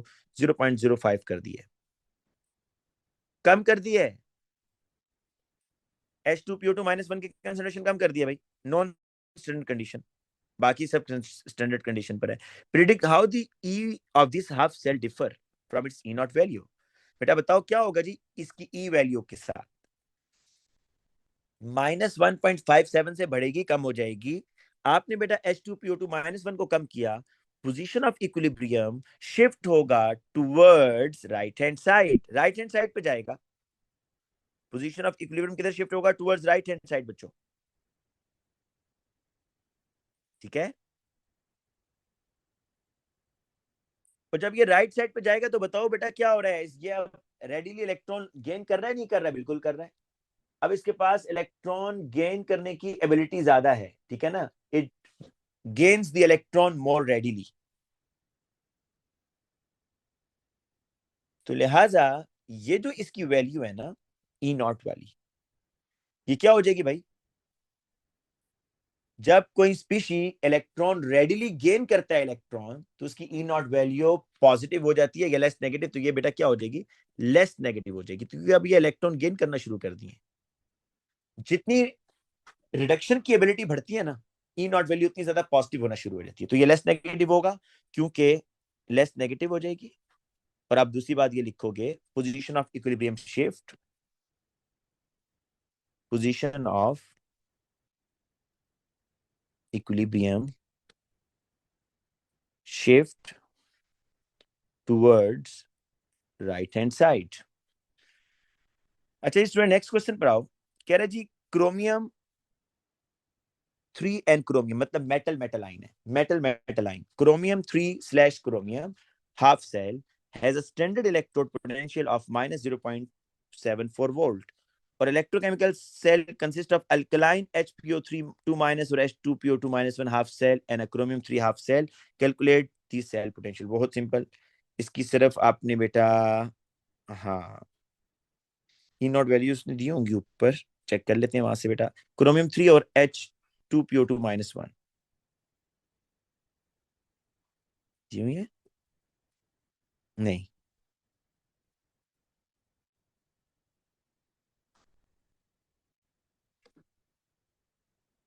अच्छा यहीं पे दी हुई है बेटा साथ ही।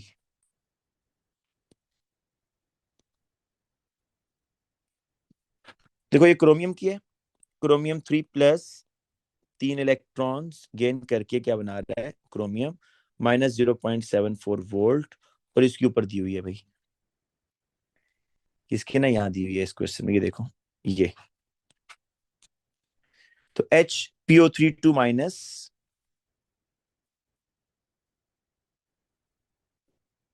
प्लस 2H2 और 2 इलेक्ट्रॉन्स। ये लिखने की जरूरत नहीं होती, मैं सिर्फ इसलिए लिख रहा हूँ ताकि थोड़ा सा बेटा आपको क्लैरिटी हो जाए। H2PO2 माइनस 1 और 3OH है, 3OH माइनस 1.57 वोल्ट। अब देखो बच्चों, जो मोर नेगेटिव है ना उसने इलेक्ट्रॉन लूज करना है, इसने लूज करना है, ये ई नॉट ये स्टैंडर्ड कंडीशन है, ये लूज करेगा ये गेन करेगा, ठीक है। यहाँ रिडक्शन होगी, यहाँ ऑक्सीडेशन होगी, तो आपने ई नॉट ऑफ सेल निकालना है। ई नॉट ऑफ सेल में रिडक्शन की वैल्यू बेटा पहले डाल दो माइनस 0.74 और फिर माइनस, और ऑक्सीडेशन की वैल्यू क्या आ रही है माइनस 1.57।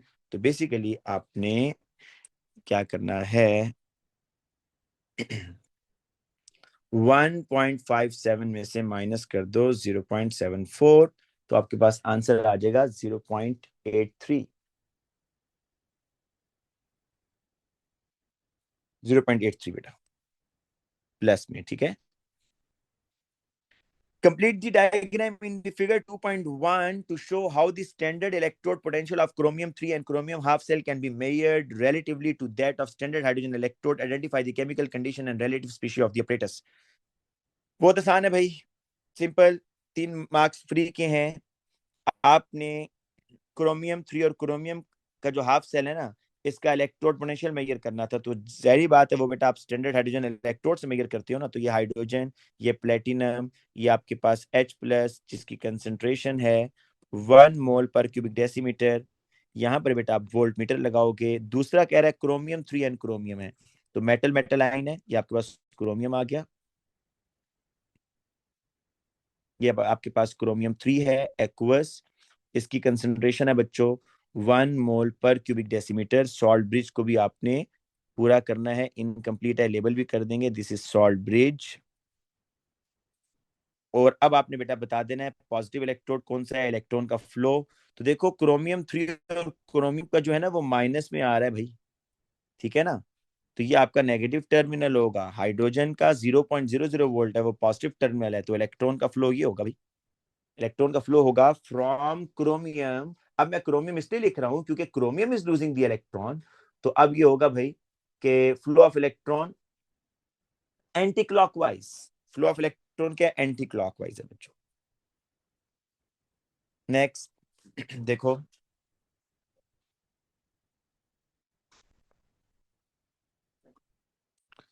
कह रहे कि H2PO2 minus H2PO2 minus 1 reduces nickel 2 to nickel in alkaline condition। निकल है हमारे पास इधर नहीं, अच्छा एक मिनट देखते हैं क्या कह रहा है।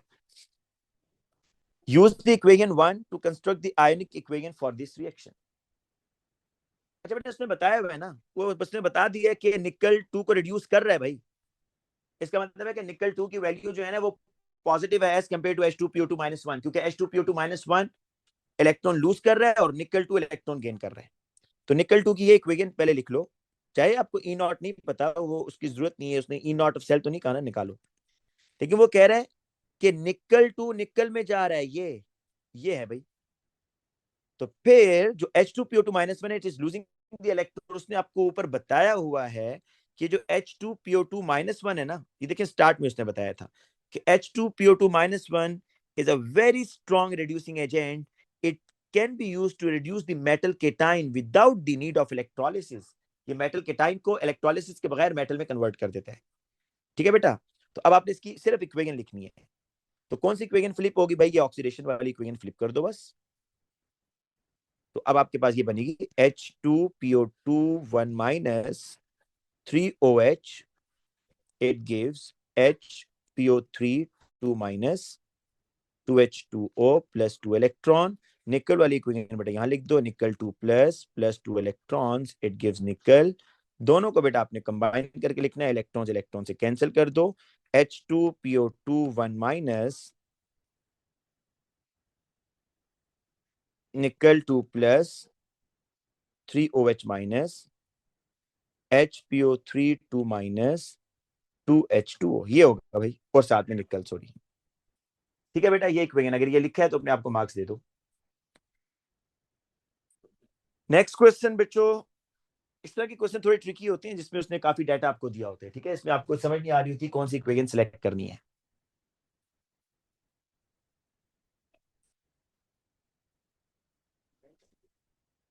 अच्छा जी, next, this standard electrode potential are measured under the standard condition. Describe the standard condition used in tin 4 and tin 2 half cell. बेटा स्टैंडर्ड कंडीशन कौन सी यूज होगी? तो आपने बताना है स्टैंडर्ड कंडीशन इसमें ये यूज होगी कि जो tin 2 और tin 4 प्लस है, each ion has a concentration of 1 mole per cubic decimeter. each ion मतलब tin 2 plus B और tin 4 plus B has a concentration of 1 mole per cubic decimeter. Temperature बेटा कितना होगा? 298 केल्विन। ठीक है, gas pressure का mention करना इसलिए लाजमी नहीं है क्योंकि बेटा यहाँ पर कोई गैस तो नहीं है ना टिन 4 और टिन 2 प्लस में। Complete the diagram below to show how the E naught of tin 4 plus and tin 2 plus can be measured experimentally. Your diagram should be labeled to identify all the apparatus needed. आपने ना tin 4 और tin 2 plus का E naught कैसे major करते हैं भाई, ये आपने बताना है। E naught कैसे मेजर करेंगे? जाहिर बात है बेटा, ई नॉट मेजर करने के लिए तो इसका कनेक्ट करेंगे ना। ठीक है, एक ही आपका मेटल आइन है ना, दोनों ही मेटल्स आइंस की फॉर्म में, तो प्लेटिनम इलेक्ट्रोड ले लो। यहां पर आप tin 4 plus tin 2 plus, each ion has 1 mole per cubic decimeter concentration। ये बेटा आपका क्या हो जाएगा यहाँ पर? प्लेटिनम इलेक्ट्रोड, क्योंकि आपने ई नॉट फाइंड आउट करनी है इसकी, तो ये रेफरेंस इलेक्ट्रोड यूज करोगे। This is platinum, this is बेटा H plus, concentration 1 mole per cubic decimetre, और हाइड्रोजन गैस का प्रेशर होगा 1 atm। ये वोल्ट मीटर, ये बेटा सॉल्ट ब्रिज 298 केल्विन। कोई चीज मिस ना करें ताकि उसको की बहाना ना मिले मार्क्स काटने का। अब आगे चलो भाई। Equal volume of 1 mole per cubic decimetre SN2 plus and 1 mole per cubic decimetre chloride are mix. Use the E naught values to explain whether a reaction occur between these two ions। देखो बेटा SN2 plus और chloride में reaction करवा रहा है। SN2 plus और chloride में check करते हैं जरा, ऊपर डाटा दिया हुआ है उसने। SN2 प्लस यहाँ भी है, यहाँ भी है, दो हैं, लेकिन क्लोराइड ये है भाई। अच्छा, क्लोराइड के साथ उसने कोई कहा है एसिडिक या बेसिक? देखो जरा, कुछ भी नहीं कहा ना। अगर एसिडिक या बेसिक होता ना तो वो लाजमी कहता अल्कलाइन क्लोराइड, नहीं उसने नहीं कहा हुआ। इसका मतलब ये हुआ कि आपको बच्चों ये वाला क्लोराइड नहीं लेना क्योंकि ये बेसिक मीडियम में है। उसने कहा ही नहीं है भाई बेसिक, तो फिर आपको ये इक्वेशन नहीं लेनी ना। अब मेरी बात सुनो, ये आपको पता चल गया कि ये है क्लोराइड, ये वाला। तो बेटा टिन 2 प्लस कौन सा लिया जाएगा? तो टिन 2 प्लस नहीं लिया जाएगा ना, क्योंकि जो दोनों रिएक्टेंट्स होते हैं मस्ट बी डायगोनल, डायगोनल में होने चाहिए, एरो के ऑपोजिट साइड पर होने चाहिए। क्योंकि बच्चों एक जो स्पीशी है वो इलेक्ट्रॉन लूज करता है तो फिर दूसरा गेन करता है ना। दोनों ही एक साइड पर होंगे, दोनों ही एरो के अगर राइट साइड पर होंगे तो वो तो दोनों ही चाहेंगे कि हम ऑक्सीडाइज हो जाएं, क्योंकि दोनों राइट साइड पर होने का मतलब है दोनों इलेक्ट्रॉन लूज करना चाह रहे हैं। इसलिए 10 2+ वाला बेटा हम इसको कैंसिल करेंगे, ये नहीं होगा क्योंकि क्लोराइड इधर है, तो लिहाजा 10 आपने अब ये लेना है, ठीक है ना, ऑपोजिट होना चाहिए। अब बेटा देखो कि क्या ये रिएक्शन फिजिबल भी है या नहीं। क्लोराइड इनकी ई नॉट वैल्यू मोर पॉजिटिव है भाई। देखो एरो तो ये बता रहा है कि क्लोराइड इलेक्ट्रॉन लूज करेगा, लेकिन इसकी वैल्यू ये सजेस्ट नहीं कर रही भाई। क्लोराइड की वैल्यू तो पॉजिटिव में है, ये इलेक्ट्रॉन लूज नहीं करना चाह रहा। और 10 2+ इलेक्ट्रॉन उस सूरत में गेन करता, किस सूरत में, अगर 10 2+ की वैल्यू 1.36 से भी ज्यादा पॉजिटिव होती तो 10 2+ इलेक्ट्रॉन गेन करता। देखो ना भाई, जब इलेक्ट्रॉन गेन करना होता है तो ई नॉट पॉजिटिव होनी चाहिए, और 10 2+ ने इलेक्ट्रॉन लेना है क्लोराइड से, तो 10 2+ की ई नॉट वैल्यू अगर होती ना 1.38+, तो मैं कहता है दिस रिएक्शन विल अकर, क्योंकि 10 2+ की ई नॉट वैल्यू इज पॉजिटिव, तो लिहाजा ये रिएक्शन हो जाएगा, क्लोराइड को वो ऑक्सीडाइज कर देगा। लेकिन ऐसा नहीं हो रहा, 10 की ई नॉट वैल्यू आपके पास नजर आ रहा है आपको नेगेटिव में है भाई, ये तो फॉरवर्ड जाएगा नहीं, ये तो इलेक्ट्रॉन गेन नहीं कर सकते, तो लिहाजा this reaction will not happen, ये रिएक्शन नहीं होगा भाई। अगर आप करना चाहते हो ना, तो आपको याद है मैंने आपको इस तरह के क्वेश्चन करके दिखाए, उस तरह आप करके दिखाओ कि अच्छा आपने ई नॉट वैल्यूज नहीं देखनी अभी, यहाँ ऑक्सीडेशन हो रही है, यहाँ हो रही है रिडक्शन, आप लिखो उधर,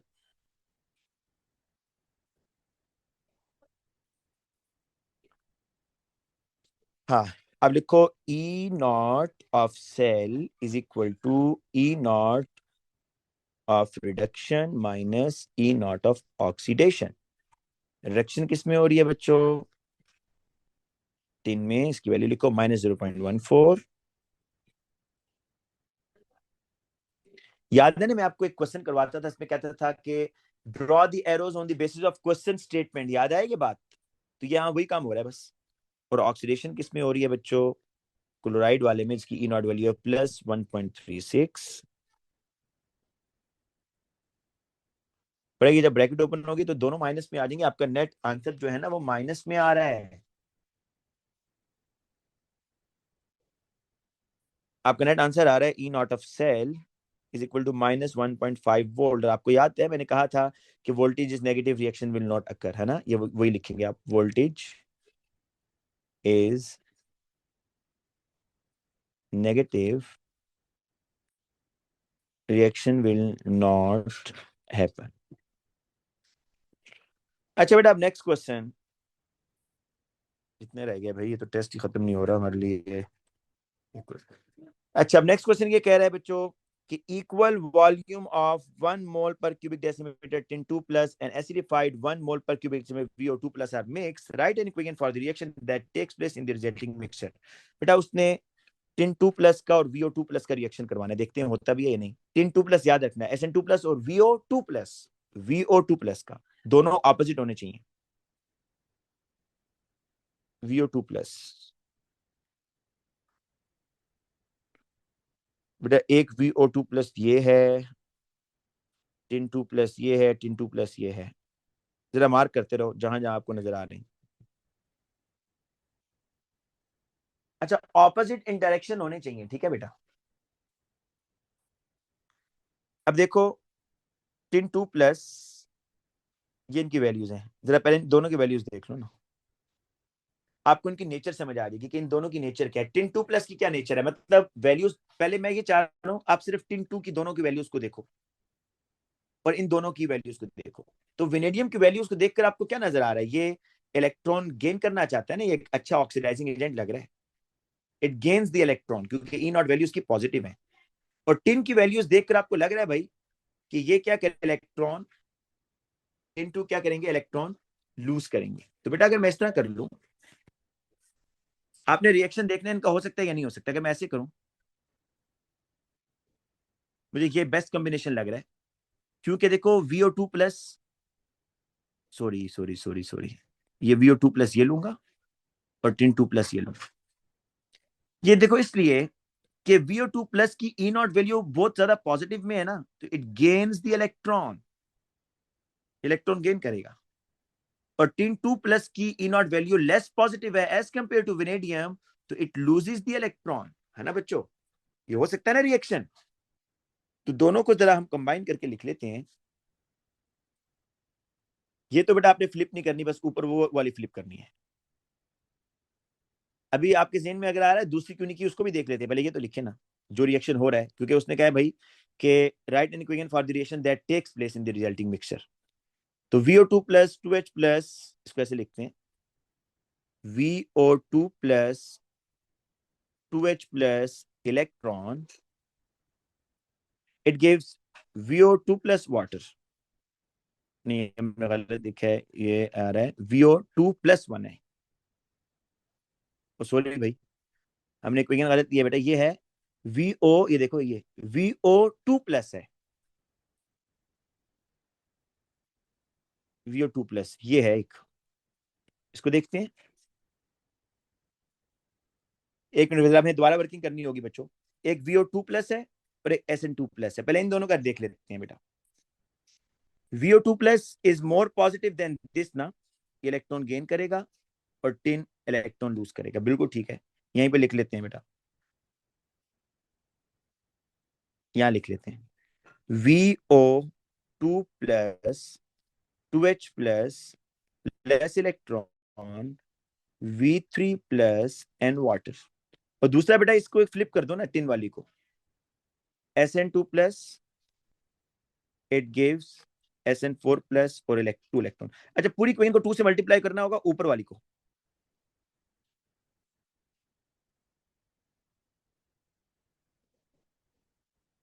अब बेटा आप इलेक्ट्रॉन से इलेक्ट्रॉन्स को कैंसिल कर दो, तो आपके पास बनेगा 2 moles of VO2 plus SN2 plus 4H plus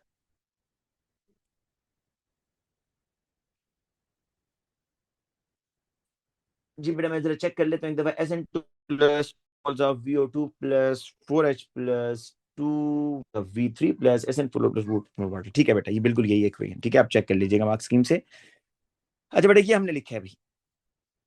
अब लास्ट क्वेश्चन पर आ जाओ बच्चों, ये है लास्ट क्वेश्चन, अल्हम्दुलिल्लाह ये हमारा फिर पूरा हो जाएगा। ये भी थोड़ा टेढ़ा सा क्वेश्चन लग रहा है। A solution of tin chloride is electrolyzed for measured time using a steady current. A mass of 2.95 gram of tin metal is produced at cathode. SnCl2 है ना, तो यहाँ 2 प्लस होगा, ये 2 माइनस है ना। कैथोड पर ये रिएक्शन नहीं होता क्या, देखो SN2 plus plus 2 electrons it gives SN, ये रिएक्शन होगा ना, है ना बच्चों। अच्छा 1 मोल टिन का क्या मैस होता है बेटा, एटॉमिक मैस ऑफ टिन, ये भी देखना होगा। एटॉमिक मैस ऑफ टिन जरा मैं देखता हूं,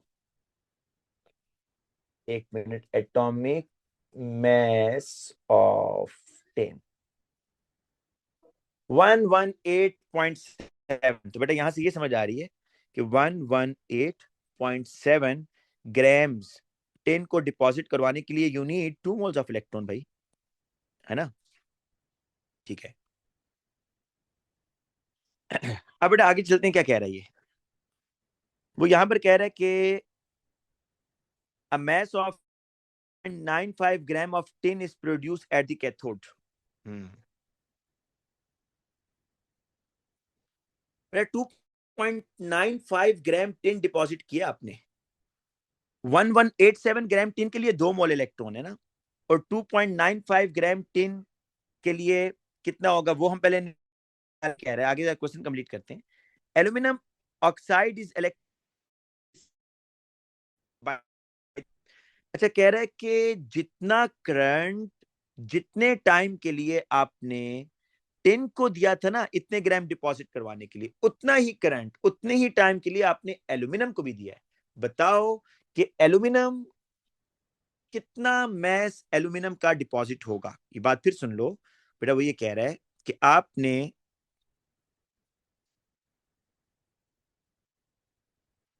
अच्छा बेटा वो ये कह रहा है कि आपने ना टिन को डिपॉजिट करवाया 2.95 ग्राम, और टिन को डिपॉजिट करवाने के लिए आपने जो उसको करंट दिया जितने टाइम के लिए दिया एग्जैक्टली उतना ही करंट उतना ही टाइम आपने एल्यूमिनियम ऑक्साइड को लिए भी दिया, बताओ एल्यूमिनियम कितना डिपॉजिट होगा।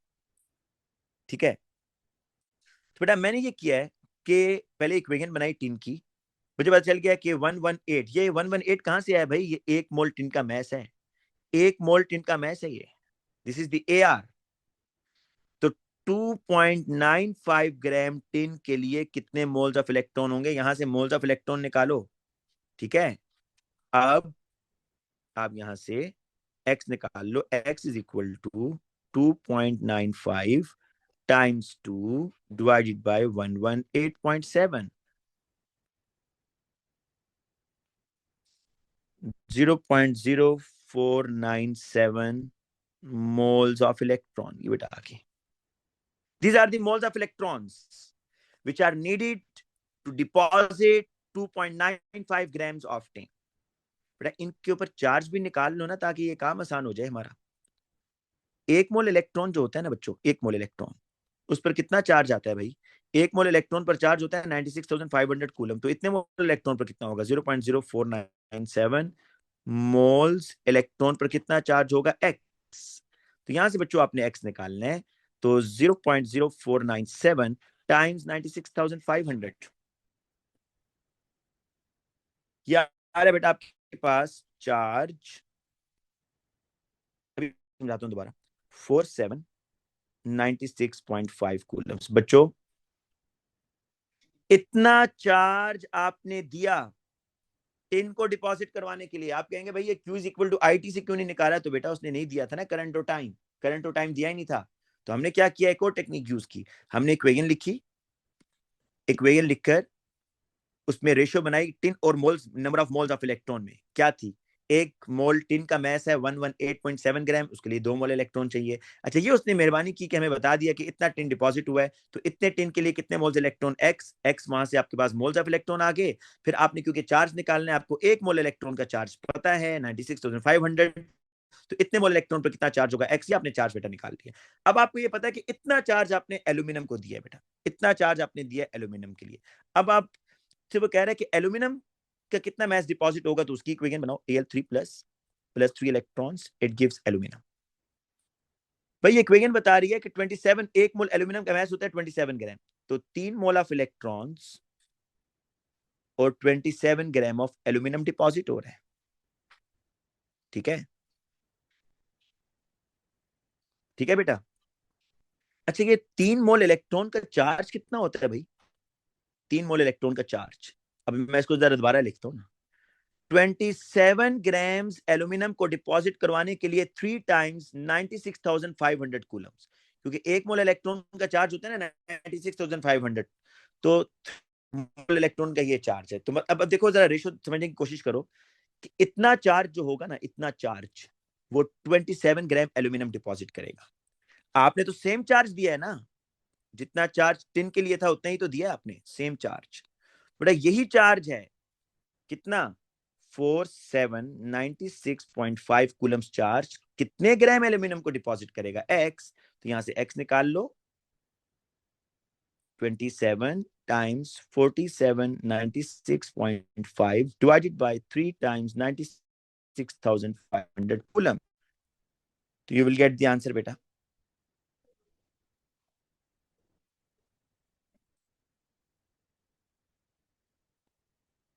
फिर आपका आंसर आ जाएगा, क्या आंसर आ रहा है मैं आपको बता देता हूं अभी, 0.447 एग्जैक्ट आंसर आ रहा है ग्राम्स। तो बेटा इसमें टेक्निक क्या थी, फिर सुन लो कि आपने पहले ये निकालना है कि कितना कितना चार्ज आपने टिन को दिया। ठीक है, ये निकाल लिया ना, फिर वो क्योंकि क्वेश्चन में कह रहा है भाई उतना ही चार्ज आपने एल्यूमिनियम को दिया, तो मैंने एल्यूमिनियम के लिए रेशियो बनाई कि 27 ग्राम एल्यूमिनियम कहां से आया, ये 1 मोल ऑफ एल्यूमिनियम से ना, कि 27 ग्राम एल्यूमिनियम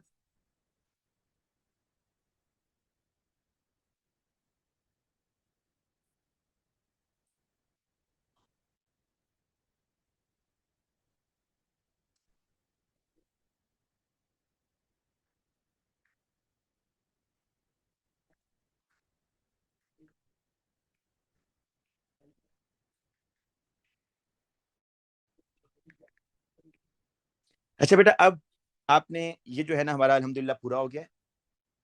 मैं भी आप लोगों को थोड़ी देर के लिए अनम्यूट करता हूँ बेटा। उम्मीद है आप लोगों के क्वेश्चन तो नहीं होंगे, लेकिन 1 मिनट में अनम्यूट कर